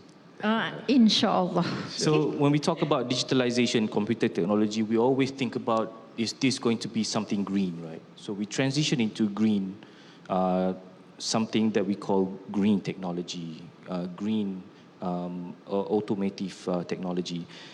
In terms of oil and gas, Encik Buhari, in the context of green jobs, right? And the transitioning energy landscape. So how can the oil and gas industry transform its talent management approach to attract, to nurture, and to empower a diverse workforce that is equipped with the necessary skills such as knowledge and passion to thrive in sustainable energy sectors, contributing to environmental stewardship and meeting the demands of a greener future? Okay, thank you for the question. Now again, I'm going to ask the audience 2 questions, right? So question number 1, raise of hand, how many of you are driving EV cars today? Expensive. Jangan malu-malu, angkat tangan. Not yet. Not yet. Not yet. Not yet. All right. Maybe if I can ask anyone, any reason why you're not driving an EV car today? Expensive. EV car is expensive. Even for an Aura car. All right. Expensive is one. What else? Some of us live in apartments. Charging station. All right. Okay. So that's the first question, EV car. How many of you right now at your house, you have a solar panel on your roof? Okay, good. I mean, there are 2, 3, 4 hands out of all the participants, right? And the reason why I asked these two questions is I relate it back to the question that was asked by the moderator when we talk about energy transition, right? Now, the truth of the matter is, indeed, we are on this journey of transitioning. But at this point of time, we are actually not fully ready to fully transition. And what I mean by that is, it's not like a switch of a light, right? You can just switch off and say, okay, now we're going to move away from conventional oil and gas and everybody now is going to drive EV. There are challenges and obstacles that, for example, in this room today, demonstrate why at this point of time we are not ready, but we are on the journey of transitioning, right? So that's number one. Now, number two, for Malaysia, do you know how much percentage of the government revenue comes from the oil and gas? How much percentage? Just a shout. Those from Shell, don't answer. Or from Petronas, if there's any, right? So it's actually 20%, and that's a lot, right? So just imagine the revenue of the entire Malaysia, 20% of it still comes from oil and gas. Does that mean that we don't want to transition? We want to transition, right? Because I am a father, I have a son, and I want my future generation, my anak and my cucu, to live in a better world where it is much cleaner, much greener, etc., right? But the scale of the energy transition is so big that none or not a single company can say, I can shoulder this responsibility and I can lead and do everything for energy transition. So my first point of answering the question just now is energy transition, the first key item is the collaboration and the partnership among all the key stakeholders that is involved in this energy transition. And that includes industry players. This includes government agencies who help develop policies, create that environment. This includes NGOs. This includes the society. And it also includes the academician, right? And let me tell you why. For us to, for example, let me take an example. For us to transition into a more greener environment, we need to have the right talent with the right capability to be part of this energy transition. Right now, right, we have people who are in the conventional oil and gas.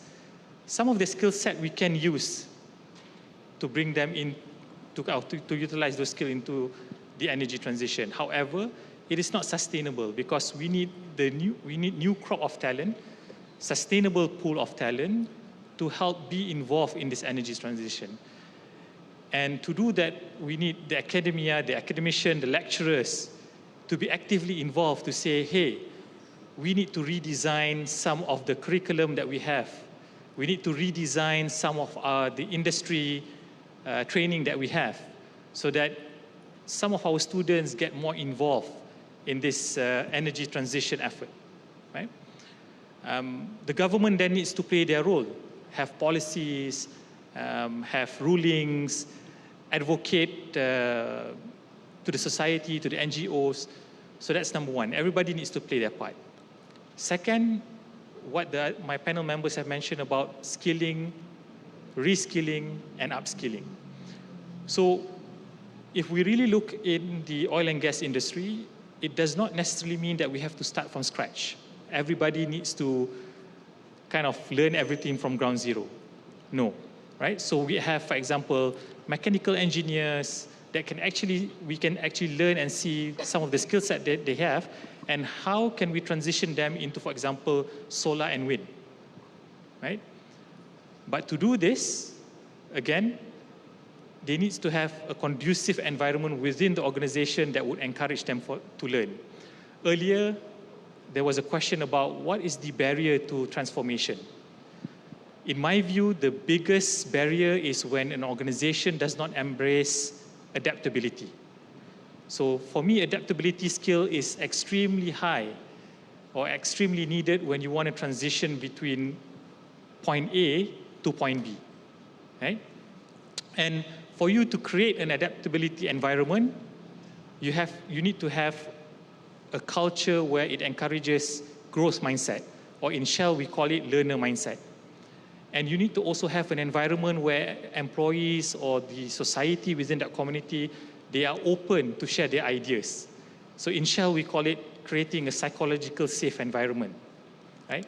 Only when you have this environment, it creates and encourages a culture of people that are highly adaptable. They want to learn, they want to evolve, they want to improve, and then they can embrace the energy transition. So probably these are my 2 points.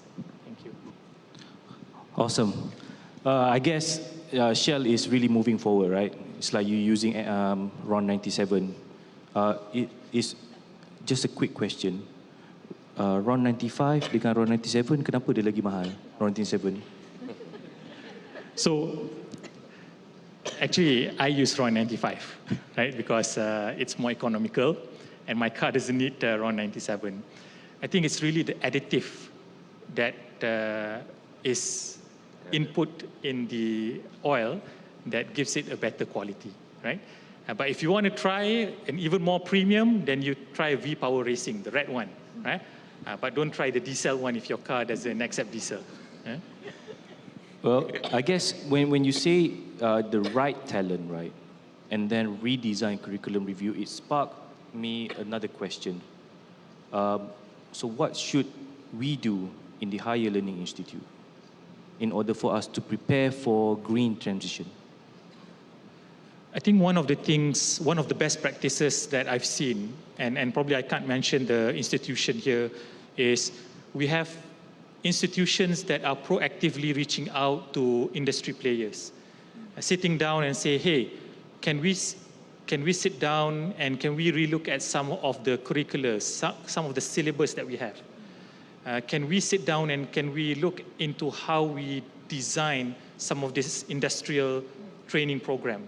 I think these are some of the opportunities.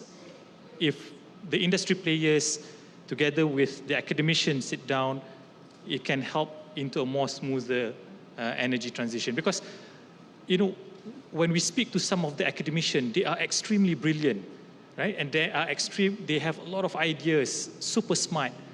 But then when you integrate and combine that with people who are in the industry, who knows the practicality of probably implementing some of the ideas, then that becomes a very good integration that will help into that energy transition. Again, another question, just in addition, what are our skills then should we prepare our students and also current graduates? Anyone? I think one of the skills that needs to be done is you need to be able to adapt. The adaptability needs to be there. Sensing that, look, you have a 50-year-old and suddenly you realize his job may become obsolete in time to come, he must be able to adapt. If he is not able to adapt, then he ships up and he goes back, you know, to his kampong or something like that. Another skill that I see that it will still last, and that is a skill of being empathetic, caring, and this has all come in after the COVID now. And every employers or even the employees, especially young people, I notice where we in our trainings, when they see a company does a lot of this CSR, you know, GSE, they take care of the animal, they get attracted to that. So the caring and empathy for people has increased. So this skill needs to be put into those skills that the people need, not only for them, also for the future. So it becomes a caring world. We care for each other. All right, so that's my take. I think for me, again, DDA, the Digital Data and Analytics, because as I said, you know, you cannot run away from it, right? You know, it's something that we need to have. Our children sometimes are more advanced than us, right? You know, my daughter, you know, she's 18. she started to develop a mobile apps, right? So her mother doesn't know a thing. Okay, so I think just like what you say, Mr. Simon, I think it's a lifelong learning. It's just up to us actually, and that's the thing that we need to keep on educate and share with our employees. Because I think as an employer, we can provide the platform, we can provide the trainer, we can provide all the supports, we can send you to everywhere. But it's all up to you. You need to have a wills. You need to be agile. You need to be open-minded. And be receptive. Of the change. That's one. And second, the most important thing that I feel the skills that is important is EQ, emotional intelligence, right? If you look at the younger generation. Your son studied in German. My daughter just graduated, from UK.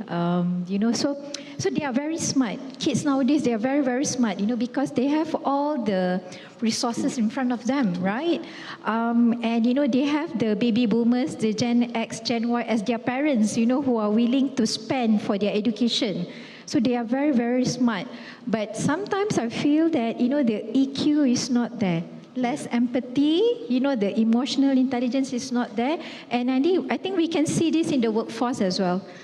So these are, among the hard skills that, we wanted to train, I think it's also important, for us, to develop the soft skills, of our, younger generations. Yeah, in order to survive, yes. I'm probably going to jump on the bandwagon Puan just mentioned just now. Now, apart from IQ and then EQ, there's another probably jargon that you're hearing more and more. It's actually AQ, right? And AQ is actually adaptability, right? And the reason why I continue to emphasize on adaptability is because 3 years from now, if we continue, let's say we have another forum like this, same panel members, hopefully same audience, we might be talking about different skill sets, right? Because whatever we've spoken today, for example, AI, blockchain, ChatGPT, in 3 years' time, it might already be obsolete. What would help us bridge for us to continue to be competitive, continue to be credible, is our adaptability to the change, embracing that change, right? So that's why AQ is extremely important to me, right? Again, because everybody is talking about their children, so I want to talk about my son as well, because I don't want to, FOMO, right? So my son, he just completed his SPM. So now, on the 22nd, he will be entering his college. So he is quite good on programming. For myself, I'm in the talent space. I just started learning a bit of programming, especially in the Visual Basic space, because I've learned that, there are items within Excel. If I do all this Visual Basic programming, it helps me a lot in terms of analysis, dashboard, etc., etc. So one day I was working on a weekend, and my son was looking at me, and he said, "What are you doing?" So I said, "I'm trying to program this. I want this output." But I continue to get error after error after error, right? Then my son said, "Okay, can he see the code?" He looks at the code, and obviously he said, "Okay, he doesn't really understand." But I said, "Can I share him the code?" Right? So what I did was I copy-paste the code, email it to him. And within 15 minutes, he came back to me and said, "Oh yeah, okay, I ran the code in ChatGPT, and ChatGPT told me that you have to bug this, bug that, and change this, change that, and after that, you should be able to run it." I tried, change, and it works, right? But it shows that you need to be able to adapt, because 3 years from now, there might be a totally different tool, totally different technology that you can leverage to make things easier for you, right? I always joke with a few of my HR friends. Nowadays, they already have like template of emails that were created by ChatGPT for them. So for example, one of their supervisor or employee, for example, celebrating anniversary, years of service. They just go into ChatGPT, "Can you write professionally in 300 words a congratulatory email on anniversary years of service, right? They just copy paste and they use that, they leverage on the technology so that then they become more efficient, because instead of probably spending time, drafting and putting a lot of effort on the email, they can do more strategic stuff, for example, right? So it's about embracing change and being very adaptable. Okay. What happens if you don't have ChatGPT in your palms? Then you have to think by using your own head, right? True. So that would be something like, if you don't have ChatGPT, are you able to think and also to be creative? Yeah. In a sense, there's a pros and cons there by using ChatGPT, right? But recently, Finland, I think it's Finland, right? They have decided to ban, right?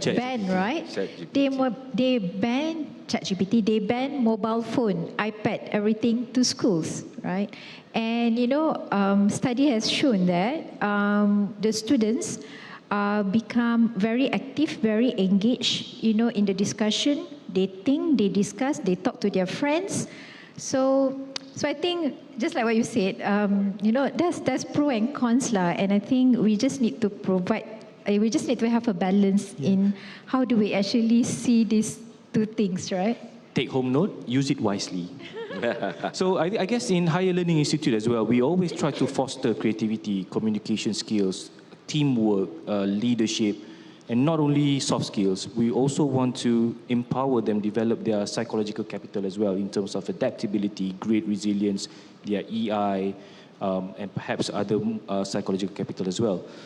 But I'm not sure, but we do have some problems in terms of those who are very timid, doesn't want to participate.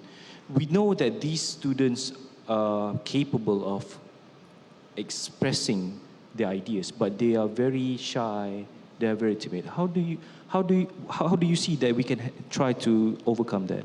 I think the first thing, as you say, build trust. That's very important. And find out what is the fear factor, what's holding them back. And you just tell them, look, we all make mistakes. We all have learned, we all have done. So it's a matter of going to them. You'll be very surprised. I have staffs who've been quiet for 3 years, and on the 4th year, suddenly we had a major problem. She just came in and got everything done. I said, where were you all this while? So I think if you notice this, people who are a bit introvert, they have a lot to offer. It is just going to them and analyzing them and find out what really pushes them, that's all. And say, I'm here to help you. So.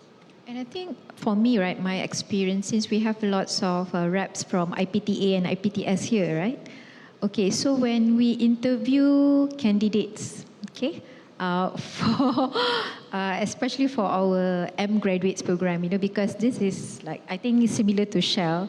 This is our junior talent, right? We're investing a lot, on them, in terms of training and everything. So we want to make sure that, we have the best, of the best. Of course, we give priority. We wanted to give priority to those local graduates.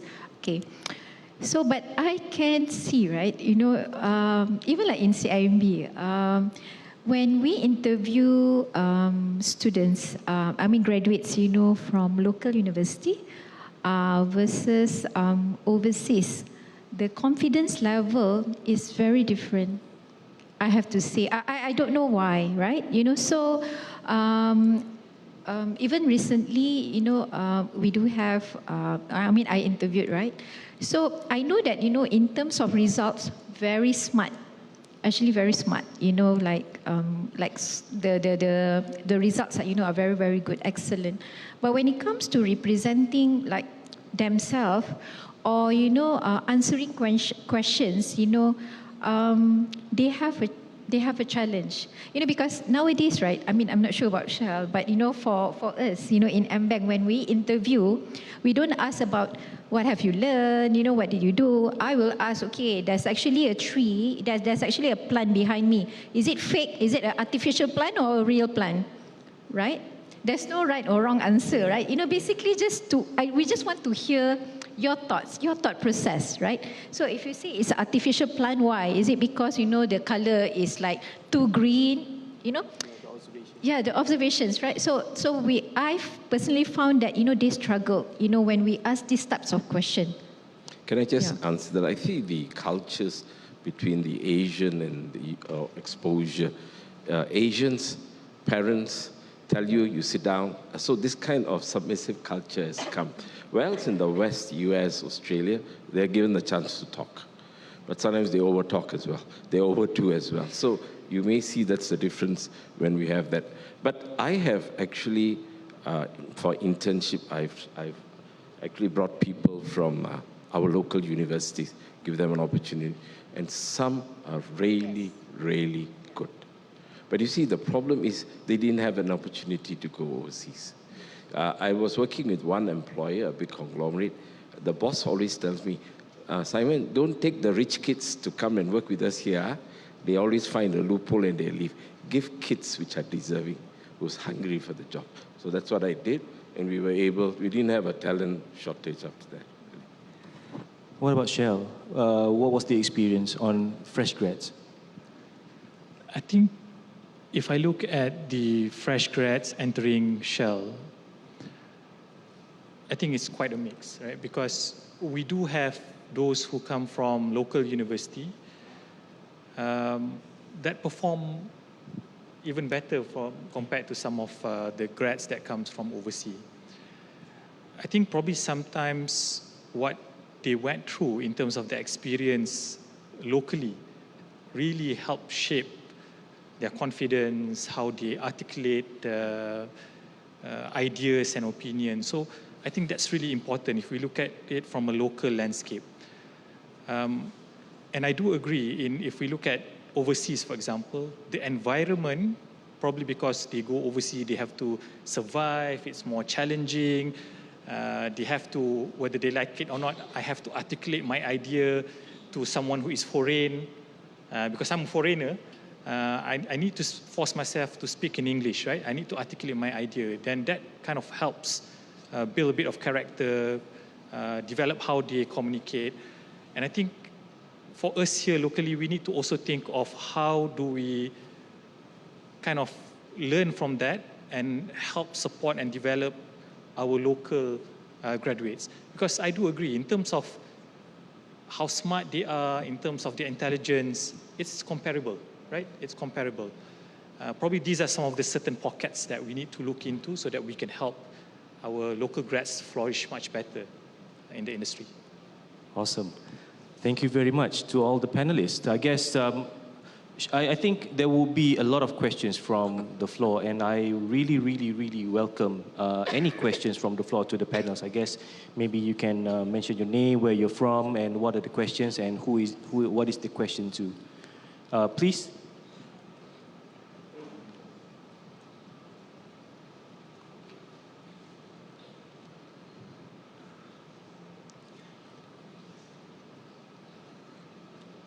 Not me, the question.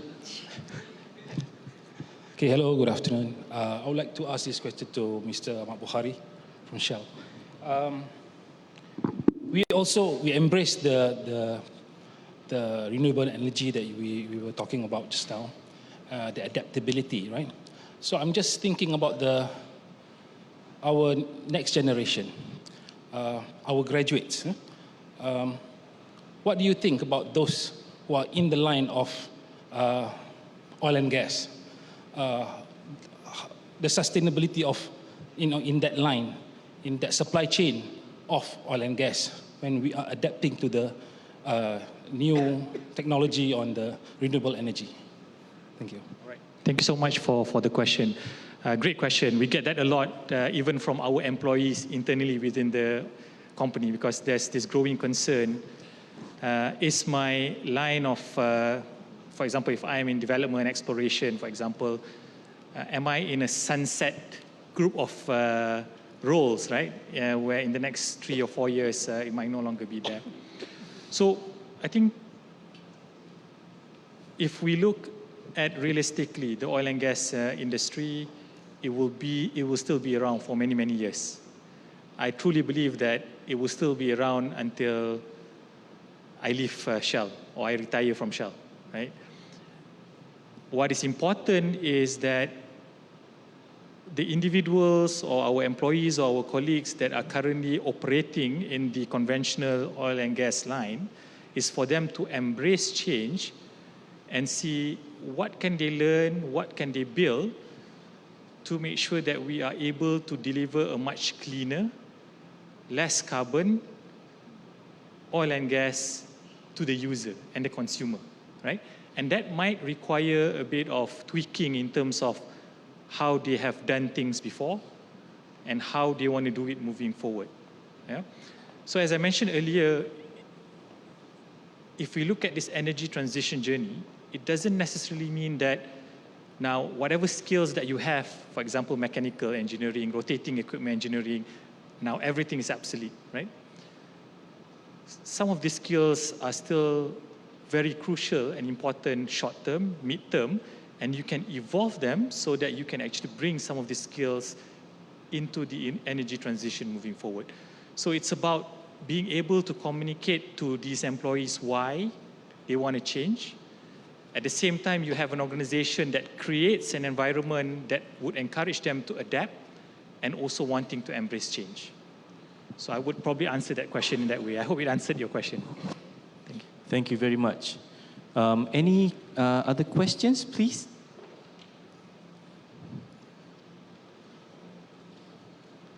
I have one. Is anyone to answer? How can actually we as a higher learning institute do or perhaps prepare and also work together with industries in order for us to prepare our students to become, like people say, future-ready graduates? Let me just say this. I was invited to AKEPT conference just about 3 months ago, and we were talking about HR practices. I was very amazed to find out some of the best practices the universities have. But the only thing I see, the universities, you don't show it off. You don't say you have this, but some of the practices are better than some of the private sector practices.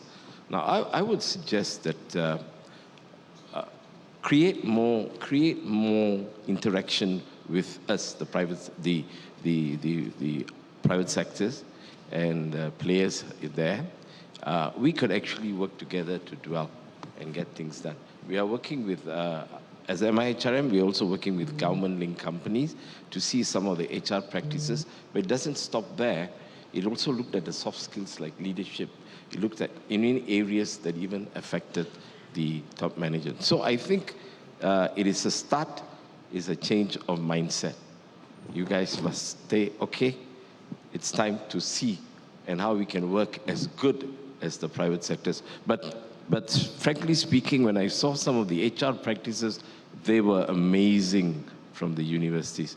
Keep it up, huh? That's a good job. Yeah, thank you.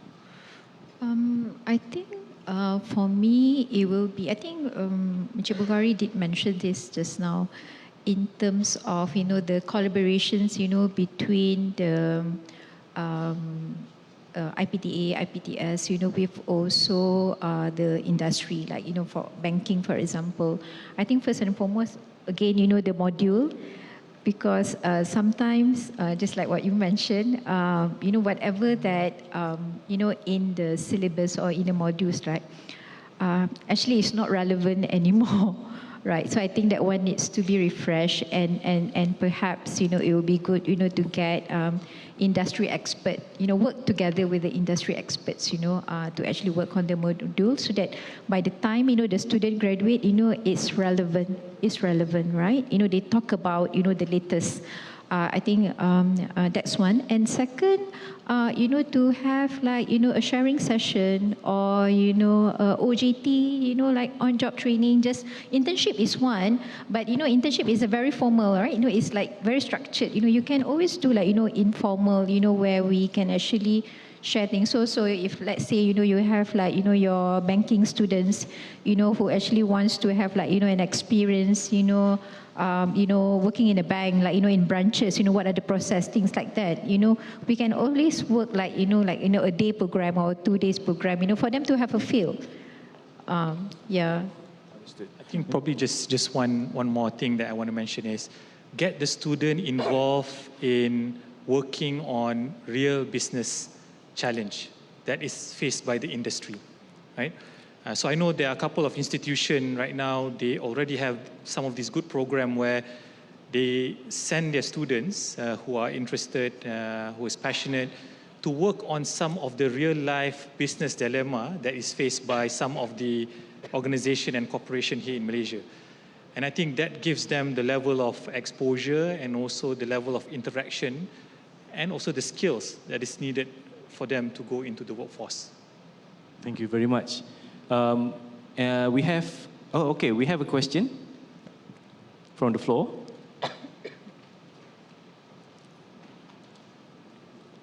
Okay, hi, I'm Eliana Bila from UM. Okay, I want to ask to Mrs. Ahmad Bukhari. When I look to your background experience, you have worked with Pemandu and MDEC on boosting female talent to return to the workforce. What kind of approach that you use? We can share your experience to ensure that the planning is successful. Thank you. Thank you so much. And I would invite the other panel members to also share their thoughts as well. So I think back then, I can't remember actually which year, there was a lab that was organized by Pemandu. I think Talent Corp was there as well. And we looked at the female talent within some of the key industry, right? I think back then it was called Key National Economic Area, something like that.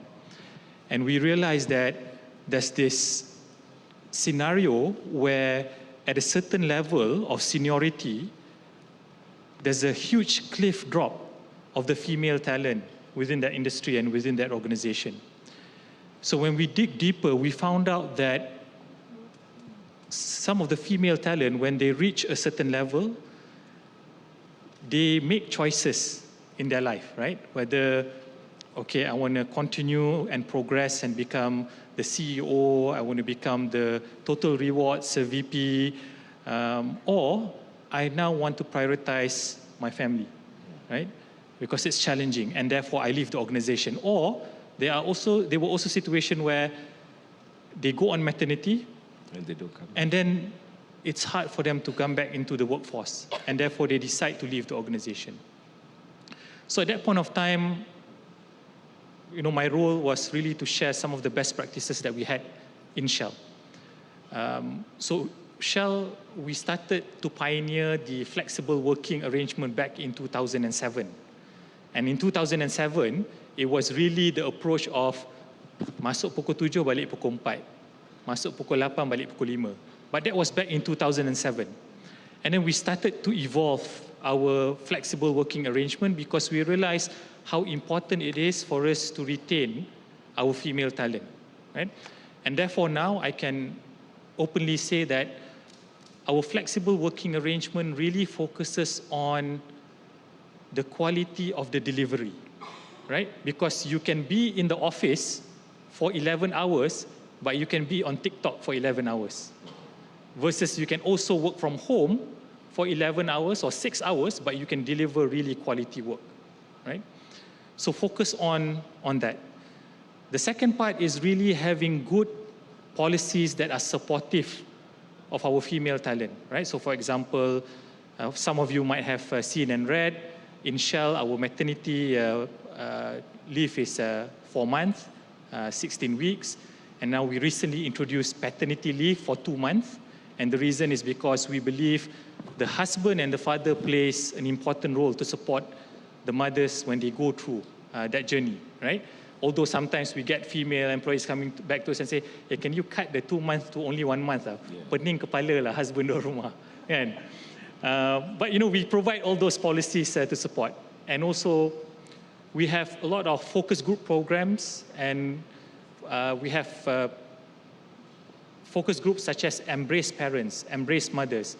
And these are focus groups that helps to coach our female employees when they want to come back into the workforce after they have taken, for example, career break to look after their family member or take long maternity, right? Because in Shell, you can take your maternity leave, which is 4 months, and then you can combine that with your unpaid leave, and then you can combine that with your annual leave, and then suddenly you don't see this person for 1 whole year, for example, right? So you need to transition this female talent back into the workforce properly. So those were some of the work or effort that we've put in, working closely with MDEC and also Pemandu and also Talent Corp to make sure that we are able to create an environment where we are able to retain our female talent within the industries. Yeah? One of the things that have changed in Malaysia today is the amendments to the labor laws, where from 60 days we have gone to give maternity leave up to 98 days. But we have ladies coming back and telling us it's too long. So we are asking why, yeah? Oh, if I go back, I'm not assured that my job is still there. Now, let me just tell you this. We have in MIHRM 5,000 members and employers. Not to say the guys are no good, but they prefer to employ the ladies than the guys. Okay, I'm maybe the last of the HR, last of the Mohicans in HR, but today HR, you find, is what, 90% ladies, more than that?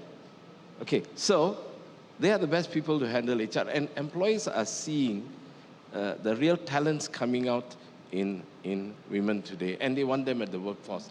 One employee gave me an example. He said, look, they're very multi-skilled. They are mothers, they are wives, they are in-laws, and yet they come to work. And yet they can finish their work. So employers now are looking forward to actually employing more women. So if you're thinking 98 days is too long, it's actually still too little. I think you all should spend more time at home, but the law has given us 98 days. Not to worry about your job, there will always be job out there for the ladies. Yeah? Thank you. I think for banking, it's the same. You will see that when you deep dive the data, as you go up the hierarchy, the number of women will drop, right? And I think for the bank, we have to report all this, in our new report. I think it's part of our ESG disclosures, right? So every year in, year out, we were cracking our heads on how to justify this, during AGM, right? Why the number behave as such. But I think, is again a personal choice. Some decided, to just exit the workforce, when they have children. Some decided, by the age of 50, they wanted to opt for early retirement because they wanted to spend time, with their children before the children got married and things like that. So I think it's natural for a woman to do that kind of sacrifice, I believe. But I think in CIMB and also I think CIMB because I just left CIMB 2 years ago. So in CIMB, we have actually introduced 6 months maternity leave, paid leave, okay, 6 months. And, staff can actually continue to take, just like you, Shell, unpaid leave for another 6 months. So employees can actually be away for 1 year. And we provide them the assurance. And now that, I'm in MBank, so we, not 6 months, so we try to do 4 months paid leave and 2 months half pay. And, we still have we still allow employees, to take, their unpaid leave. So, and, we always try to actually tell the supervisors, that please don't be biased, right, in terms of performance review, right, in terms of career development, because we really want, we really want to maintain the diversity, right? People nowadays talk about DEI. So we wanted to ensure that, there's actually a gender equality, so that, there'll be innovations, there'll be new ideas. And, in MBank, what we are looking at now is really create a support group, employee support group, so women at work. So that's actually in the pipeline. So it will be one of the initiatives for us, to support women in MBank. All right. Yep. 2 months paternity leave. I guess maybe UM can also look into that as well, Prof. 6 months. 6 months. And 6 months paternity. Oh, 2 months paternity. Paternity tak ada lah. I think now we have 7 days only, right? I guess it should be 2 months. I really support that. Okay, so we are almost at the end of our session, and if there are no questions, we have another one? Okay. Last but not least. Okay, they can't go back, it's raining out. Yeah, it's raining outside, it's cats and dogs outside. So they can ask. No. Assalamualaikum. My name is Hanira from UM. I have a very short question.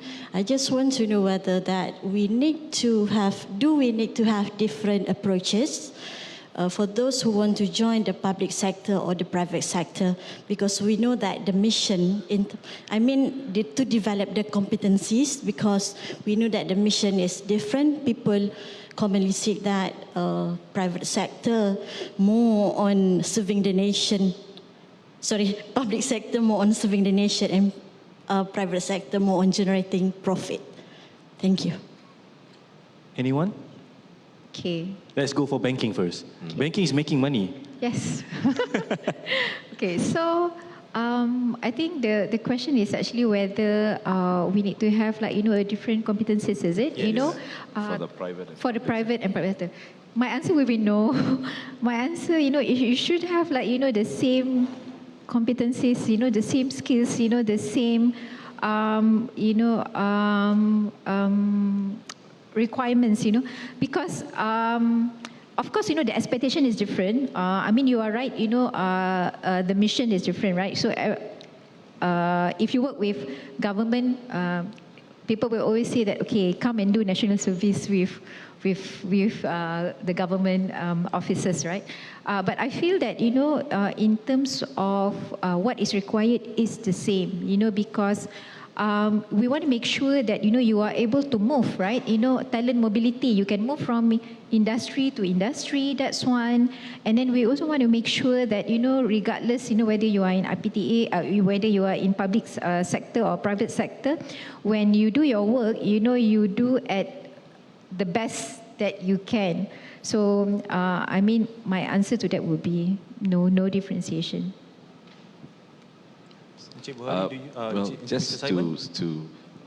have courses with us, and we have people for HR coming from the private and public sectors. We give them a uniform competency, so they'll be able to adapt at both places anytime. So I've nothing more to add. I fully agree with the two panelists. I feel that in terms of the competence, it should be the same. Of course, if we drill down into the specific job, there might be different competences, but if we look at the overarching competence about adaptability, about convincing stakeholder, communicating, EQ, IQ, AQ, it should be the same across, irrespective of whether public or private. All right. Thank you very much. I guess there's one more question. Oh, hi. Hello, hi. Okay, I'm Joini. I'm from UIAM. Okay, I have a question for either one of the panelists. We are Universiti Islam Antarabangsa Malaysia. So both our students are international and local. So my question is, how do we ensure the talent strategy or our talent competence suits the both international level of competence and local level of competence? Right, thank you. I can pick up that question first because I did my MBA at UIA. So I think when you talk about international and local, my belief is that it's just like any MNCs, right? Or any organization that operates beyond Malaysia. There needs to be a certain standard. And when you are and you agree that that is the standard that you want to operate, the competence levels should match the standard that you want to operate against. So for example, if you know you are an institution that have local and also foreign student, then the competence should be able to match how you operate, because you need to deliver based on that competence, right? And I will take one step further. For all the institutions in Malaysia, for example, UM is one of the best ranked local universities, right, in QS. So it's not just about being ranked as one of the best, but it's also making sure that the employees have the competence to match the fact that is ranked as one of the best best institution. So I would probably answer that question from that perspective. I think it's important to make sure that, match the competence based on the organization that you want to define yourself to be. All right, thank you very much. Well, I guess it's been an insightful session with all the panels. And I guess, please, together with me, let's give a big round of applause to all our panels. And I'll pass it back to the MC. Thank you very much. As we conclude Forum on Telemanagement, I would like to extend our heartfelt gratitude to our panelists. Your valuable insight and expertise have truly enriched our understanding of this crucial topic. I would like to call upon Dr. Iskandar to give away our token to all the panelists.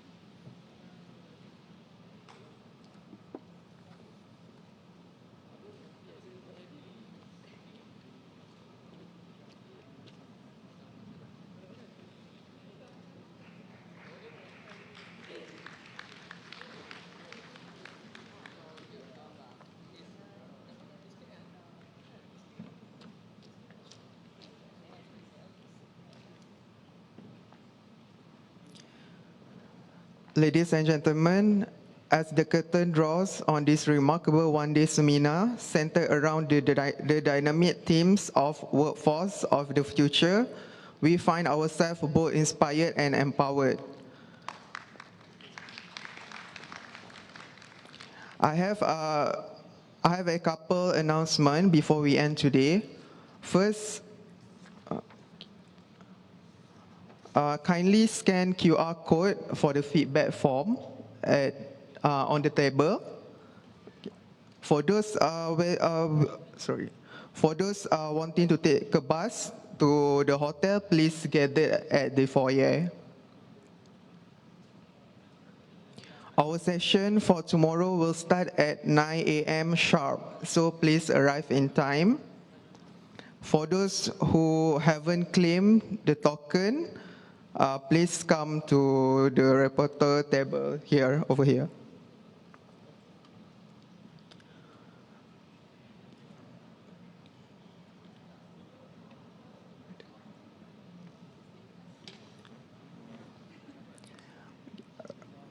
Rest well, everyone, and see you tomorrow. Thank you.